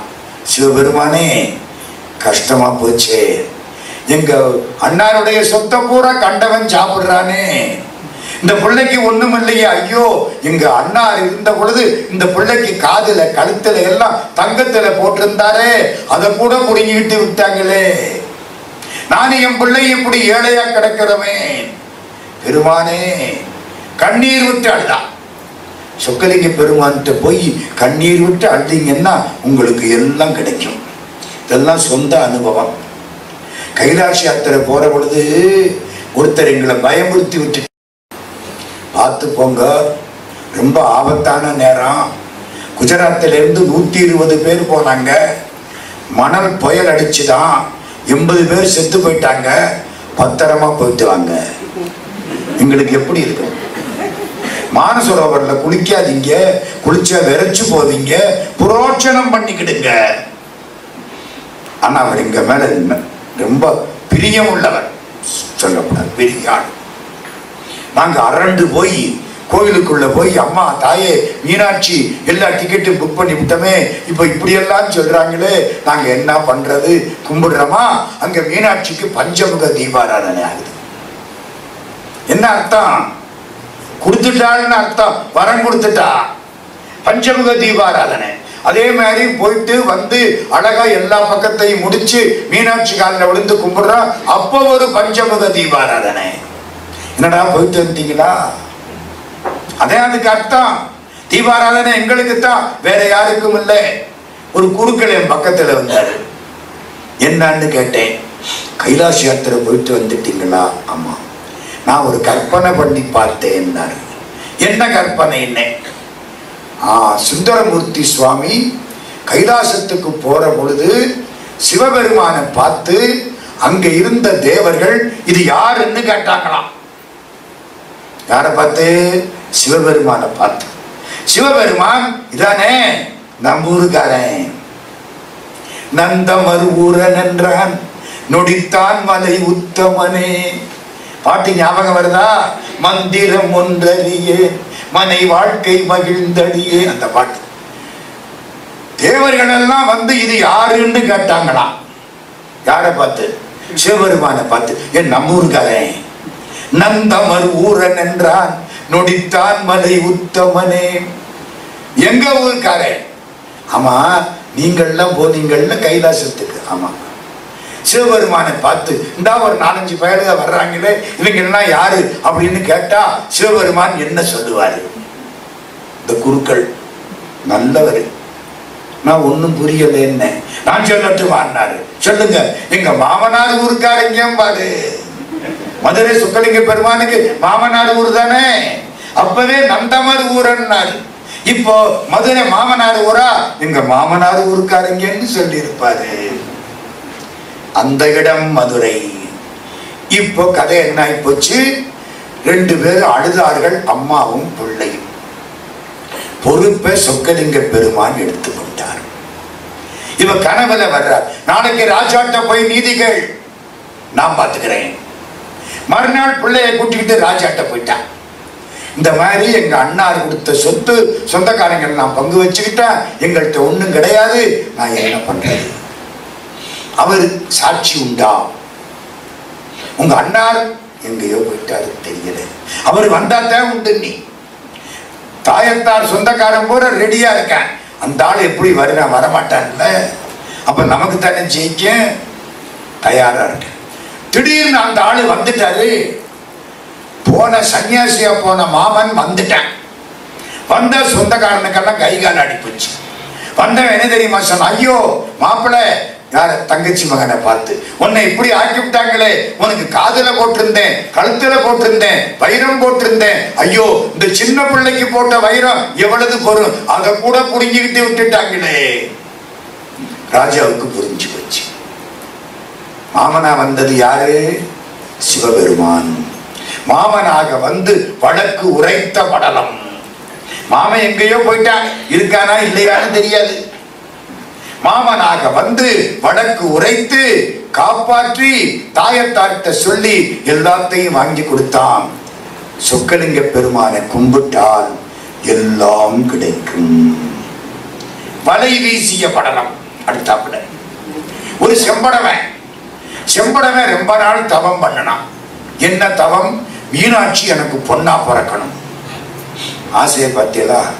மீனாட்சி எனக்கு பொண்ணா பிறக்கணும், அவளை நான் வளர்க்கணும், ஒவ்வொரு நிமிஷமும் அந்த பொண்ணை பார்த்து நான் வளர்க்கணும், எனக்கு அவ நிறைய பண்ணியிருக்கா, நான் அவளுக்கு நிறைய பண்ணணும். செம்படவ ராஜா, சிவபெருமானே மீனாட்சி எனக்கு பொண்ணா பிறக்கணும். அங்கே இந்த பக்கம் புலவர்கள் அகப்பொருள்னு தமிழ்ல ஒண்ணும், அகப்பொருள் இலக்கணம் வேற எந்த மொழியிலையும் கிடையாது, தமிழ்ல மட்டும்தான் உண்டு. அகப்பொருள் இலக்கணம் பண்ணவர் சிவபெருமான். இறையனார் அகப்பொருள். அதுக்கு உரை எழுத தெரியல. உரை தெரியாம சொல்ல 4 பேர் உரை எழுதினாங்க. நக்கீரரும் உரை எழுதினார். 4 உரை இருக்கு. 4 உரையில எந்த உரை தேவை சொல்ல தெரியல. மகாராஜா கண்ணீர் வர்றான். சங்கத்துல இறையனார் அகப்பொருளுக்கு 4 உரை இருக்கு, எந்த உரை சிறப்பானது அப்படின்னு சொல்றதுக்கு ஆள் கிடையாது. அறிவுள்ள ஆள் வேணுமே, ஆள் கிடையாது. அவன் தவம் பண்றான். சிவபெருமான் யோசிச்சார், இவ்வளவு பேரையும் சமாளிக்கணும்.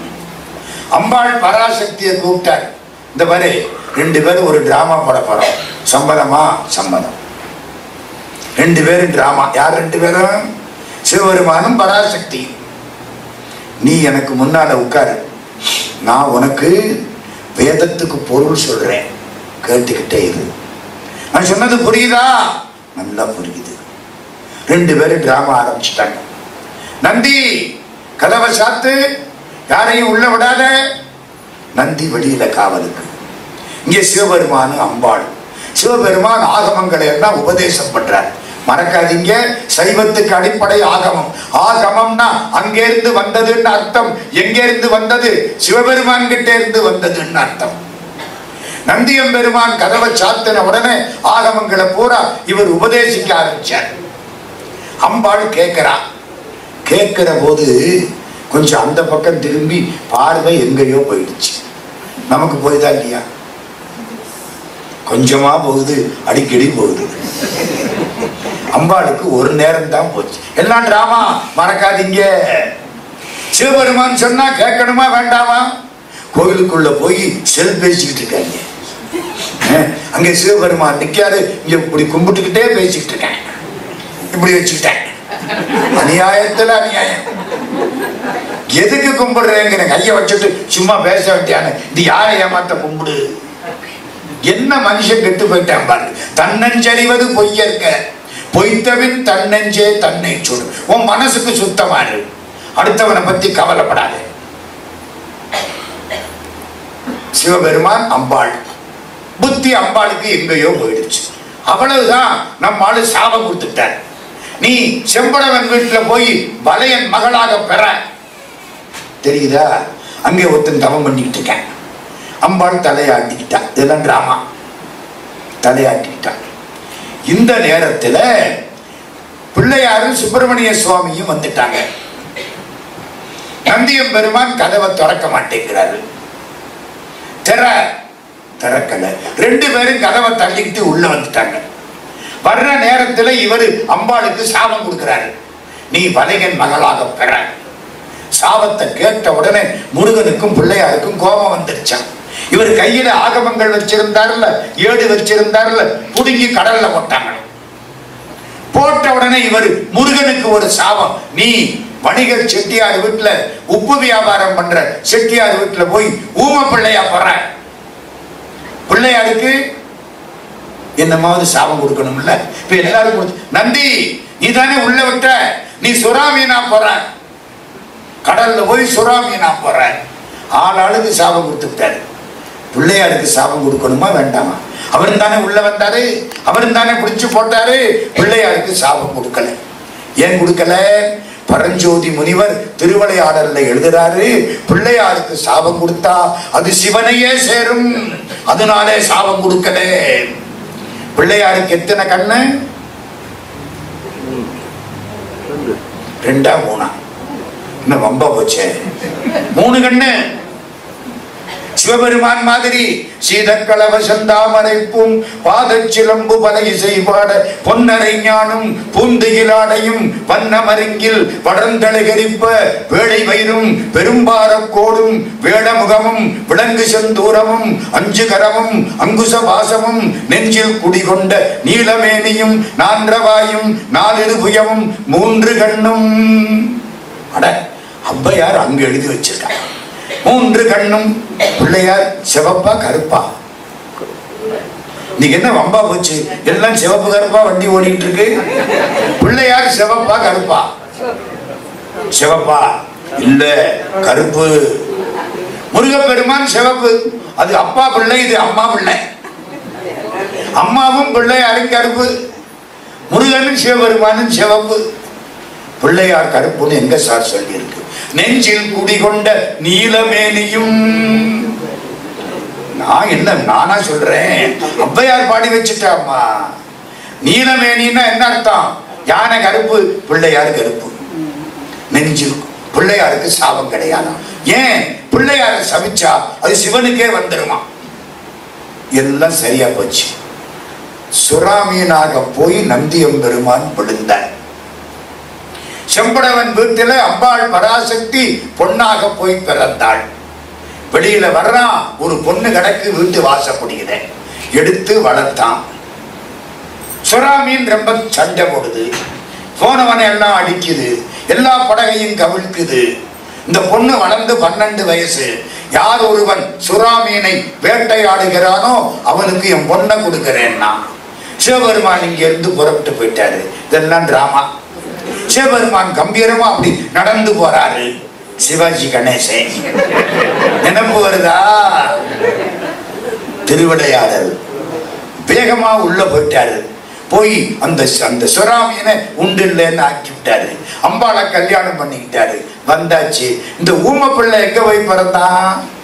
முருகப்பெருமான் உப்பூரி குடிகளார் மகன் உருத்திர சன்மனாக பிறந்தான். உப்பூரின்னா என்ன அர்த்தம்? உப்பு வியாபாரம் பண்றவன். உப்பு வியாபாரம் பண்ற செட்டியார் வீட்டுல போய் முருகன் குழந்தையா பிறந்தான். வாய் பேசாத ஊமை. இவ்வளவு பேசுற முருகன் ஊமையா போய் பிறந்தான். அப்படியே முருகன் அம்சம் தான். முருகனுக்கு அவதாரம் கிடையாது.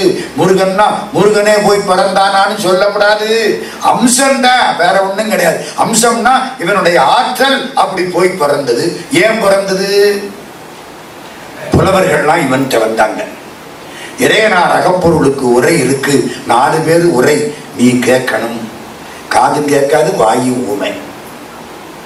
4 பேர் உரையையும் படிச்சாங்க. எல்லா உரையும் இவனுக்கு பிடிக்கல. நக்கீரர் உரை வந்த உடனே கண்ணீர் கொட்டியது. இதாண்டா நல்ல உரைன்னு எடுத்தாங்க. அதோட அவங்க கதை முடிஞ்சு போச்சு. மேல வந்துட்டா டிராமா முடிஞ்சு போச்சு. எல்லாரையும் திருப்திப்படுத்தியாச்சு. தமிழுக்கு இறையனார் அகப்பொருள் உரை கிடைச்சது. செம்படவனுக்கு வளர்க்கறதுக்கு மீனாட்சி கிடைச்சாள். சிவபெருமானை கும்பிட்டால் எல்லாம் செய்வார். வலை வீசி மீன் பிடித்த படலம். சிவபெருமான் முரட்டு வலை வச்சிருக்கார், பக்தி வலை. நம்ம வீசினா அவர் மாட்டிக்குவார், அவர் வீசினா நம்ம மாட்டிக்குவோம். கடவுளை பிடிக்கிறதுக்கு எந்த வலை? பக்தி வலையில் படுவோன் காண்க. திருவாசகம் பக்தி வலை வீசினா புடிச்சு விடலாம். கடைசி ஒன்னே ஒன்னு பாக்கி வச்சிருக்கேன். வெளிநாட்டுல காவிரி பூம்பட்டினம் தாண்டி ஒரு பட்டினம் கடற்கரையில ஒரு வணிகன். அந்த வணிகனுக்கு ரொம்ப நாளைக்கு அப்புறம் தவம் பண்ணி ஒரு பெண் குழந்தை, நிறைய சொத்து பத்து பெண் குழந்தை. இந்த பெண் குழந்தைய என் தங்கச்சி மகனுக்கு கொடுக்கிறேன்னு சொல்லிவிட்டான். தங்கச்சி மகன் மதுரையில் இருக்கான். தங்கச்சி மகனுக்கு பொண்ணு கொடுக்கறது தானே, கொடுக்கிறேன். ஆனா தங்கச்சி மகனுக்கு முன்னால கல்யாணம் ஆயிடுச்சு. போனா போகுது என் பொண்ணை 2ஆம் தாரமா கொடுக்கிறேன்ட்டேன்.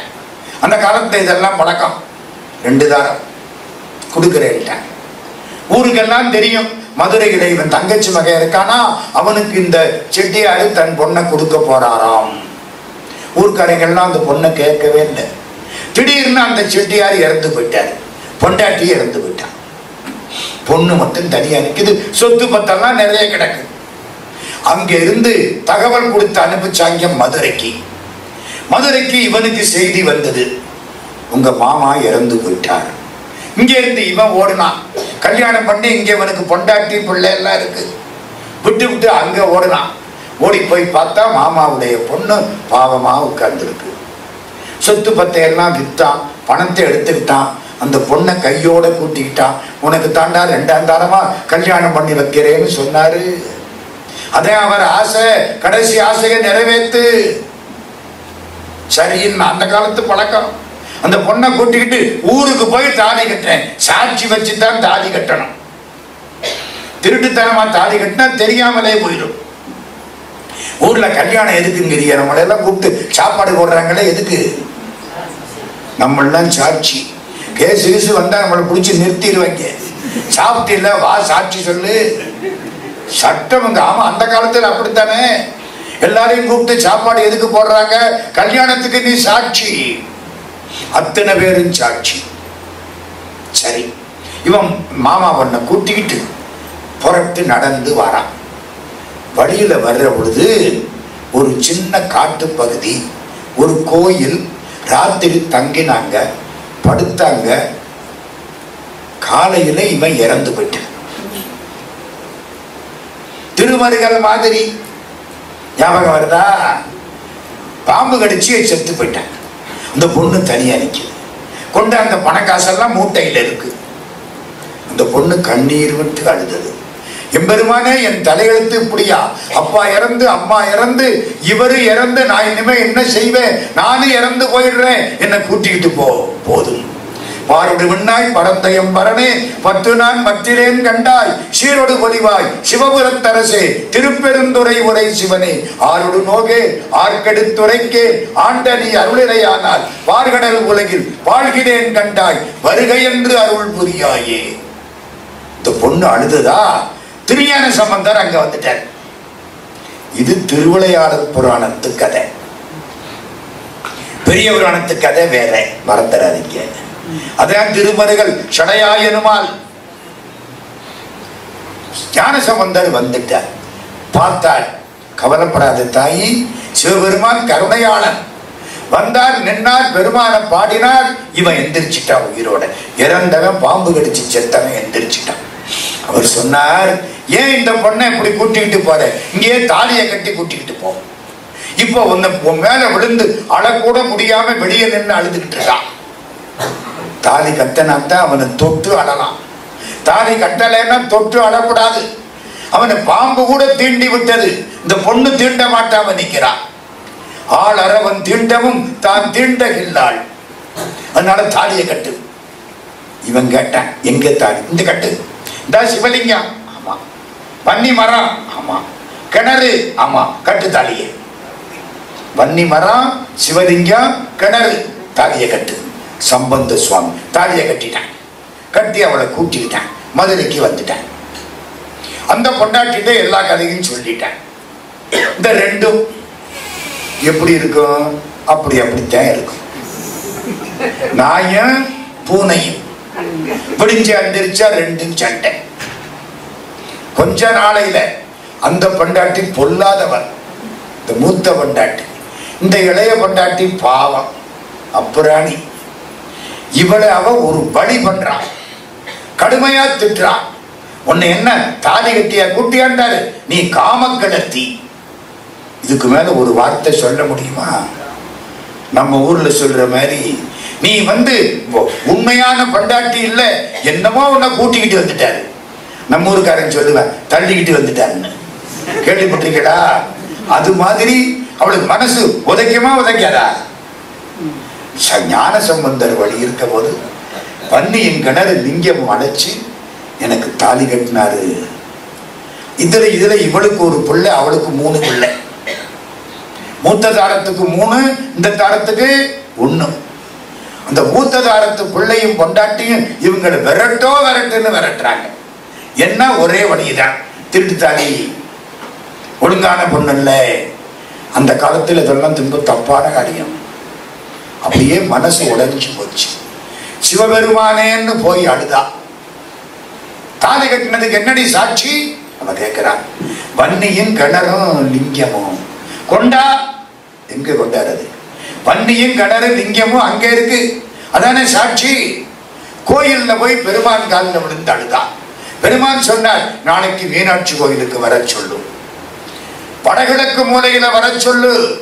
வடகிழக்கு மூலைன்னா ஈசான்ய மூலை, சரிதானா? வடகிழக்கு மூலைன்னா என்ன?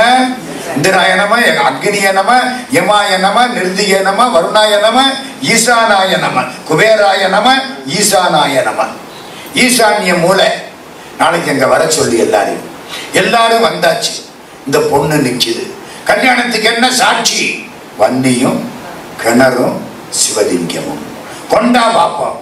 சிவபெருமானேன்னா வன்னியும் கிணறும் சிவலிங்கமும் வந்துருச்சு.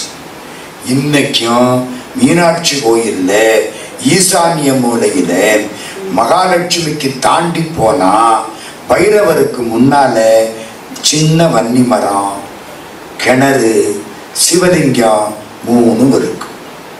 மதுரை கோயில்ல ஒவ்வொரு கல்லும் பேசும். ஒவ்வொரு கல்லுக்கும் பின்னாலே இப்படி கதை இருக்கு. அத்தனைக்கும் கதை இருக்கு. கல்லு யானை ஒண்ணு நிக்கும். சித்தரா வந்த பெருமான் அதுக்கு கரும்பு கொடுத்தாரா, வாங்கி சாப்பிட்டுச்சான். கல்யாணை கரும்புண்ண காட்சி தந்து காணென்று வழுதிக்கு காட்டினானை. இவளது மதுரை போதும். திருவிளையாடல் புராணம் இவளது. வேகமா கந்த புராணம் 3வது புராணம், அதுவும் முந்தி சொல்லிட்டேன். கந்த புராணம் நமக்கு எப்படி சார் வழிகாட்டுது? முக்கியமான வழிகாட்டுகிறது. என்ன வழி? நன்றி கொள்ளக்கூடாது. ஒவ்வொரு புராணத்துக்கும் ஒரு நோக்கம் உண்டு, இதிகாசத்துக்கு நோக்கம் உண்டு. இதிகாசம்னா இப்படி நடந்துச்சுன்னு அர்த்தம். ராமாயணம் எதுக்கு? பெண்ணாசையினாலே கெட்டவன் ராவணே. ஒரு பெண்ணுக்கு ஆசைப்பட்டிருந்தா தப்பு இல்லை, அடுத்தவன் பொண்டாட்டிக்கு ஆசைப்பட்டான், அதுதான் வேணே. வேணும்னா 4 பொண்ணை கட்டிக்க, அந்த நாட்டு பழக்கம், அந்த ஊர் பழக்கம் போ. எதுக்கு இன்னொருத்தன் பொண்டாட்டி மேல ஆசைப்பட்ட? பிறன்மனை நோக்கினான் வேறொடுங்கடுவான். அதான் ராமாயணம். மகாபாரதம் மண்ணாசை. ஒரு அம்பு குத்துற இடம், ஊசி குத்துற இடம் கூட தரமாட்டேன் போ. துரியோதனை சண்டை வந்து கதை முடிஞ்சு வச்சு. ஹரிச்சந்திர புராணம் பொய் சொல்லாதே. வாழ்க்கையில ரொம்ப பொல்லாதது பொய் சொல்லக்கூடாது. பொய் சொன்னா வாழ்க்கை போயிடும். பொய்யாமை பொய்யாமை ஆற்றில் அறம்பிற செய்யாமை செய்யாமை நன்று. வாழ்க்கையில கஷ்டமானது ஏன் தெரியுமா? பொய் சொல்லாம இருக்கிறது.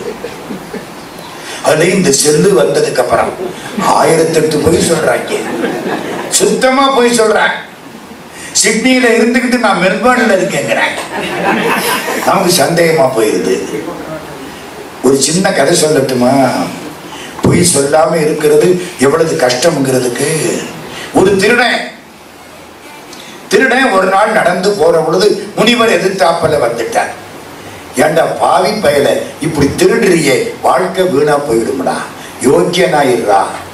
சாமி, எனக்கு வேற தெரியாது, நான் என்ன பண்றது? எனக்கு பொழப்பே இதுதான், வேற ஒன்றும் தெரியாது. ஏண்டா கொலை பண்ணுவியா? பண்ணுவேன். கொள்ளை அடிக்கிறியா? நல்லா அடிக்கிறேன். கற்பழிக்கிறியா? ஐயோ நல்லா பண்ணுவேன். பூரா பட்டியல் போட்டு பண்ணிட்டு இருக்கேன். கள்ளு குடிக்கிறியா? குடிக்கிறேன். ஏண்டா பாவி பயல, இதுல ஏதாச்சும் ஒன்ன விடுறா, ஒன்ன விடு. பொய் சொல்றியா? ஆமா. யோசிச்சா திருடுறதை விட்டா ஐயோ பொழப்பே போயிடும், வேண்டாம். கொலை பண்றது, திருடுற போது எவனாவது வந்தா 2 போடு போட வேண்டியதான், முடியாது. கள்ளு குடிக்கிறது அதை விட முடியாது. கற்பழிப்பு அதையும் விட முடியாது. வேணும்னா ஒண்ணு செய்வோம், சாமி நீ சொன்னதுக்காக உன் மேல ஆன, இன்னையிலிருந்து பொய் சொல்ல மாட்டேன். மாட்டிக்கிட்டேன். பெரிய கஷ்டம். நம்ம எத்தனை பேர் உள்ளொன்று வைத்து புறமொன்று பேசுறான். உள்ளுக்கு ஒண்ண வச்சுக்கிட்டே சொல்லிக்கிட்டு இருப்பான் வெளியில. நம்ம அதை தெளிவா தெரிஞ்சுக்கணும். நம்ம ஒரு வீட்டுக்கு சாப்பிட போனா நீங்க சாப்பிடத்தானே வந்திருப்பீங்க, புரிஞ்சுக்கணும். இனிமே அந்த வீட்டுல உட்காரப்படாது, தெரிஞ்சுக்கணுமா இல்லையா? அன்னைக்கு ராத்திரி ராஜா வீட்டுக்கு திருட போறேன். யாரு? நம்ம திருட. ராஜா முண்டாசு கட்டிக்கிட்டு அங்கே இருந்து நகர்வலம் வர்றாரு. நகர் சோதனை. 2 பேரும் சந்தித்தார்கள். ராத்திரி 12 மணி இவன் நடந்து போறானா, யாரு அது? கோவிந்தசாமி. என்ன நீ யாரா, என்னடா பண்ற, எங்கடா போற? ராஜா வீட்டுக்கு திருட போறேன். பொய் சொல்லக்கூடாது இல்ல, அவனை பாராட்டணும். ஏண்டா பாவி பயில, இதெல்லாம் சொல்லிட்டடா திருடுவாங்க. இன்னைக்கு காலையில ஒரு சாமிக்கு சத்தியம் பண்ணி கொடுத்துருக்கேன், கழுத்தை வெட்டினாலும் பொய் சொல்ல மாட்டேன். பரவாயில்லையே, நம்ம ஊர்ல இப்படி ஒரு ஆளு ராஜா. இப்ப எங்க போறேன்னு சொன்ன? ராஜா வீட்டுக்கு திருட போறேன். அண்ணே உங்களுக்கு ராஜா வீடு தெரியுமா? இவன் ராஜா நல்லாவே தெரியும். அவனு நீ உண்மை சொல்லணும்ல, திருட்டு பயலே பொய் சொல்ற பொழுது ராஜா உண்மை சொல்ல வேண்டாமா? நல்லாவே தெரியும். அண்ணே அப்ப ஒண்ணு செய்வோமே, என்ன 2 பேரும் போவோம், திருடுவோம், ஆளுக்கு பாதி எடுத்துக்குவோம். இவன் ராஜா சரிட்டார். ராஜா முன்னால போக, திருடன் பின்னால போக, நீட்டா உள்ள கொண்டுகிட்டு போயிட்டாரு. அரண்மனைக்குள்ள போய் பொக்கிஷாலைக்கு போயிட்டாரு. அண்ணே உங்களுக்கு நல்லா தெரிஞ்சிருக்கே அரண்மனை, நல்ல வேலை என்ன எனக்கு நீங்க வந்தது. பொக்கிஷாலையை திறந்தாச்சு. வைரம், வைடூரியம், மாணிக்கம், கோமேதகம். இவன் பார்த்தேன், அண்ணே இதெல்லாம் நம்மளுக்கு வேண்டாம், நம்ம வயிற்று சோத்துக்கு திருடுறவங்க. இந்த 3 மாணிக்கம் இருக்கு, விலை மதிக்க முடியாத 3 மாணிக்கம். அண்ணே ஒண்ணு செய்வோம், ஒரு மாணிக்கத்தை நான் வச்சுக்கிறேன், ஒரு மாணிக்கத்தை நீங்க வச்சுக்கிடுங்க. ஒரு மாணிக்கம் பாவம் அந்த ராஜாவுக்கு இருக்கட்டும். இவன் கொடுக்கிறார் ராஜாவுக்கு. 3 மாணிக்கம் இந்தாங்கண்ணே, அவருக்கு ஒண்ணு, நம்ம திருடனுக்கு ஒண்ணு, ராஜாவுக்கு ஒண்ணு வச்சுட்டாங்க. அண்ணே அப்ப போயிட்டு வரட்டுமா? ராஜா எங்கடா இருக்கு உங்க வீடு? அவர் விவரம் சொல்லிவிட்டேன். 34 நடுத்தருன்னு, நடுத்தருல தான் நின்றுருக்கேன். போனா பாரா, ஏதோ ஒரு அட்ரஸ் கொடுத்துட்டேன். வாங்கிக்கிட்டாரா? போயிட்டேன். அவரும் போயிட்டாரு. மறுநாள் காலையில போய் பார்த்தா பொக்கிஷாரை திறந்து கிடக்கு. ராஜா வீட்டுல திருடு போயிருச்சுட்டாங்க. ராஜா கம்முன்னு இருக்காரு. எல்லாரும் வந்து சொல்லிட்டாங்க. எல்லாரையும் உட்கார வச்சார். மந்திரி போய் என்னென்ன திருடு போச்சுன்னு போய் பார்த்துட்டு வா. மந்திரி அங்க இருந்து புறப்பட்டு போறார். எல்லாம் சுத்தமா இருக்கு, அவ்வளவு இருக்கு. 3 மாணிக்கத்துல 1 மாணிக்கம் தான் இருக்கு. மந்திரி என்ன பண்ணனாரு? அதை எடுத்து அவரு பையில போட்டார். தெரியவா போகுது? ராஜாட்ட வந்தாரு. என்னத்தை காணோம்? 3 மாணிக்கத்தையும் காணோம்.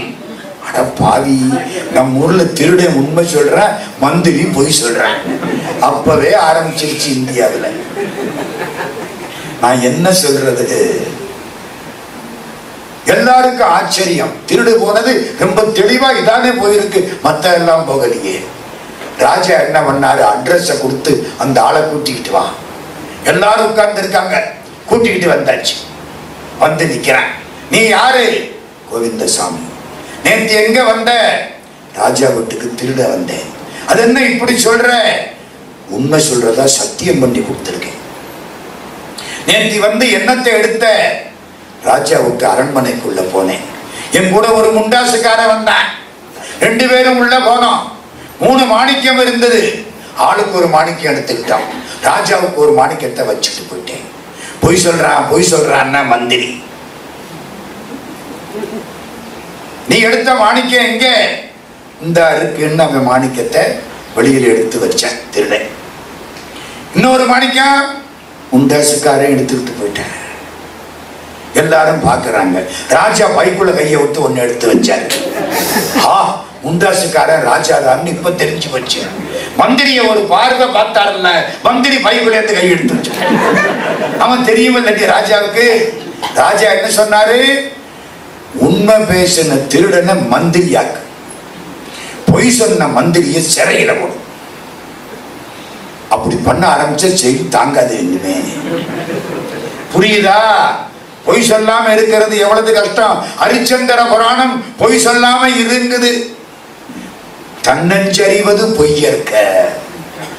கந்த புராணத்துக்கு என்ன சிறப்பு? நன்றி கொண்டவன் கெட்டு போவான்.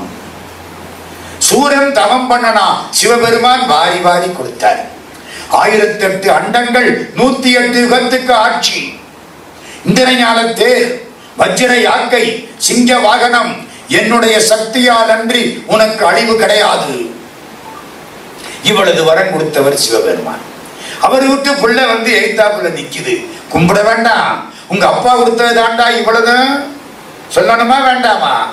நன்றி கெட்டு போய் இந்த பய, பல்லு முளைக்காத பய, நேர்த்தி பிறந்த பய, எனக்கு எவ்வளவு வயசாயிடுச்சு பாரு, இவனையும் கொல்லுவேன், துணைக்கு வந்தா சிவனையும் கொல்லுவேன். அதுதான் வினை. சிவபெருமானே வந்தாலும் பார்த்துடுறேன். ஆணவம், திமிரு, பணம் சேர்ந்ததுனால அதிகாரம் முடிஞ்சது. கதை சூரபதுமன். சூரன், சிங்கன், தாருகன். ஆணவம், கண்மம், மாயை. சூரபதுமன் ஆணவம், சிங்கன் கண்மம், தாருகன் மாயை. கந்த புராணம் பூரா அப்படியே நம்ம சொந்த புராணம். அவ்வளவு நம்முடைய தத்துவங்கள். விந்து மயில், விந்துன்னா ஒளி. நாதம் சேவல், சத்தம் போடுதல்ல, நாதம் விந்து கலை, கலை வேல். நாத விந்து கலாதி நமோ நமோ. நாதம் சேவல், விந்து ஒளிமயமான மயில். மயில் ஆடுறது பார்த்திருக்கீங்களா? ஓங்கார மாதிரி இருக்கும். இந்த ஒத்த கால தூக்கி தலையை அசைச்சு பார்க்கிற பொழுது ஓங்கார எடுத்து போடலாம். மயில் ஓம், பிரணவம். ஓம்னா என்ன? அகரம், உகரம், மகரம். ஆன்னா படைப்பு, மான்னா ஊன்னா காப்பாத்துறது, மான்னா அழிக்கிறது. மூணும் சேர்ந்தா ஓம். ஆ ஊ மா. இன்னொரு அர்த்தம், ஆ என்பது சிவபெருமான், ஊ என்பது பராசக்தி, மா என்பது ஆன்மா. ஆண்டவன் அருள் ஆன்மா. அவகார நிந்தை பற்றுழலாதே, அறியாத வஞ்சரை குறியாதே, உபதேச மந்திரம் பொருளாலே உனை நான் நினைந்து அருள் பெறுவேனோ. உனைன்னா கடவுளை, நான்னா ஆன்மா, அருள்னா பராசக்தி. ஆ ஊ மா. உனை என்றமையினாலே ஆனா, அருள் என்றமையினாலே ஊனா. யார் இச்சா சக்தி? வள்ளி, அன்புனால கிட்டக்க வந்தவன். யாரு கிரியாசக்தி? தெய்வ யானை, நன்றி கடனுக்காக வந்தவன். தேவேந்திரன் காலில் விழுந்தான். நீ வேல் வாங்காவிட்டால் இந்திராணி கழுத்து நூல் வாங்கி இருப்பார்கள். கந்தர் அலங்காரம். சேல் வாங்கி கண்ணியர் வண்ணப்பயோதரம் சேர எண்ணி மால் வாங்கி ஏங்கி மயங்காமல் வெள்ளி மலை எனவே கால் வாங்கி நிற்கும் களித்தான் கிளத்தி கழுத்தில் கட்டும் நூல் வாங்கிடாது அன்று வேல் வாங்கி பூங்கலல் நோக்கு நெஞ்சே. இவன் வேல் வாங்காவிட்டால் இந்திராணி கழுத்து நூல் வாங்கி இருப்பார்கள். இந்திராணியை காப்பாத்தினது யாரு? இவன் தான் காப்பாற்றினான். அதுக்காக பொண்ணை கொடுத்தா அந்த பொண்ணு தெய்வ யானை, கிரியாசக்தி. கிரியாசக்தி இவனை நாடி வந்தது. இச்சாசக்தி வள்ளியை இவன் தேடி போனான். வேல் ஞான சக்தி. அவ்வளவு தத்துவம். இச்சை, ஞானம், கிரியை ரொம்ப முக்கியம். யான் எனது அப்படி பிரிச்சா சூரபதுமன், சேவலும் மயிலும். மயில் நான், சேவல் எனது. ஆணவத்தை ரெண்டா பிரிக்கலாம். நான் பண்ணினேன், என்னுடைய வீடும்பேன். அகப்பற்று புறப்பற்று. பதியினை போல் பசுபாசம் அனாதி. பதி யாரு? முருகன். பசு யாரு? நீங்களும் நானும். பாசம் யாரு? ஆணவம், கண்மம், மாயை. அதுவும் அனாதி தானே? ஆமா. சூரன் இன்னும் இருக்கான், சிங்கமுகன் இன்னும் இருக்கான், தாருகன் இன்னும் இருக்கான். சூரன் ஆணவம், சிங்கமுகன் கண்மம், தாருகன் மாயை. பதியினை போல் பசுபாசம் அனாதி. 3 பேருக்கும் சாவு கிடையாது. சூரன் எங்கே இருக்கான்? சேவலும் மயிலுமா கிடக்கிறான். சிங்கமுகன் எங்கே இருக்கிறான்? அம்பாள் காலில் சிங்கமா இருக்கிறான். தாருகன் யானை வாகனம் ஐயனார்கிட்ட போய் நிற்கிறான். 3 பேருக்கு அழிவு கிடையாது. அந்த தத்துவத்துக்கான எடுத்துக்காட்டு இது. ஆணவத்தை கவனமாக வைத்திருக்க வேண்டும் என்பதற்காக முருகப்பெருமான் தன்னுடைய காலுக்குள்ளே ஆணவத்தை வைத்திருக்கிறான். வள்ளி நாச்சியாரை கும்பிட்டா இங்க நல்லா இருக்கலாம், தெய்வானைய கும்பிட்டா அங்க நல்லா இருக்கலாம், வேலாயுதத்தை கும்பிட்டா மோட்சமே கிடைக்கும். இக பர சௌபாக்கியம். இகத்துல நல்லா இருக்கணுமா? வள்ளி நாச்சியாரை பிடிச்சுக்கோ. பரத்துல நல்லா இருக்கணுமா? தெய்வ யானைய பிடிச்சுக்கோ. மோட்சம் கிடைக்கணுமா? வேலாயுதத்தை பிடிச்சுக்கோ. வேலாயுதத்துக்கு மேல வேற ஒண்ணும் கிடையாது. கோலமா மங்கை தன்னில் குலவிய குமரன் தன்னை பாலன் என்றிருந்தேன் அந்நாள் பரிசுவை உணர்ந்திலேன் யான். சூரன் அழுதான். வள்ளி நாச்சியார் அந்த திணைப்புனம் காத்தாள். திணைப்புனம்ங்கிறது பக்தி பயிர். திணைப்புனத்தை காவல் காத்த ஆன்மா வள்ளி நாச்சியார். திணைப்புனம் பக்குவப்பட்டுருச்சுன்னா பக்தி வளர்ந்து விட்டது. பறவைகள் வருதுன்னா பக்தியை மாத்துறதுக்கு காமம், குரோதம், லோபம், மோகம், மதம், மார்ச்சரியம் இதான் பறவை. முருகன் பேரை சொல்லி கவன்கள்ல வீசினா பறவை போயிடுச்சான். முருகன் பேரை சொன்னா இதெல்லாம் போயிடும். நாரதர் அங்கிருந்து வந்து நடுவுல கல்யாணத்துக்கு ஏற்பாடு பண்றாரு. அவர் தான் குருநாதர். வள்ளின ஆன்மா, முருகன் தான் ஆண்டவன். குருநாதர் ஒருத்தர் வேணுமா இல்லையா? நாரதர் இங்கேயும் சொல்லி அங்கேயும் சொல்லி கல்யாணத்துக்கு ஏற்பாடு பண்ணி கடைசியில வள்ளியோடு எம்பெருமான் இணைந்தான் என்றால் பதியோடு பசு சேர்ந்து பசுபதியாகிற்று. அதுதான் கந்த புராணம். எல்லா புராணங்களும் நல்ல கருத்துக்களை சொல்லுகின்றன. அந்த காலத்திலே புராண படனம் இருந்துச்சு. எல்லா ஊர்லயும் பெரிய மண்டபம் கட்டி புராணங்களை சொன்னார்கள், மக்களும் கேட்டார்கள். இப்ப சொல்றதுக்கு ஆள் இல்லை, கேட்கறதுக்கு ஆள் இல்லை. இவ்வளவு பேர் இன்றைக்கு இருந்து கேட்டிருக்கின்றீர்கள் என்றால் அது உங்கள் பெருமைக்கு ஒரு எடுத்துக்காட்டு. எல்லாருக்கும் நன்றி.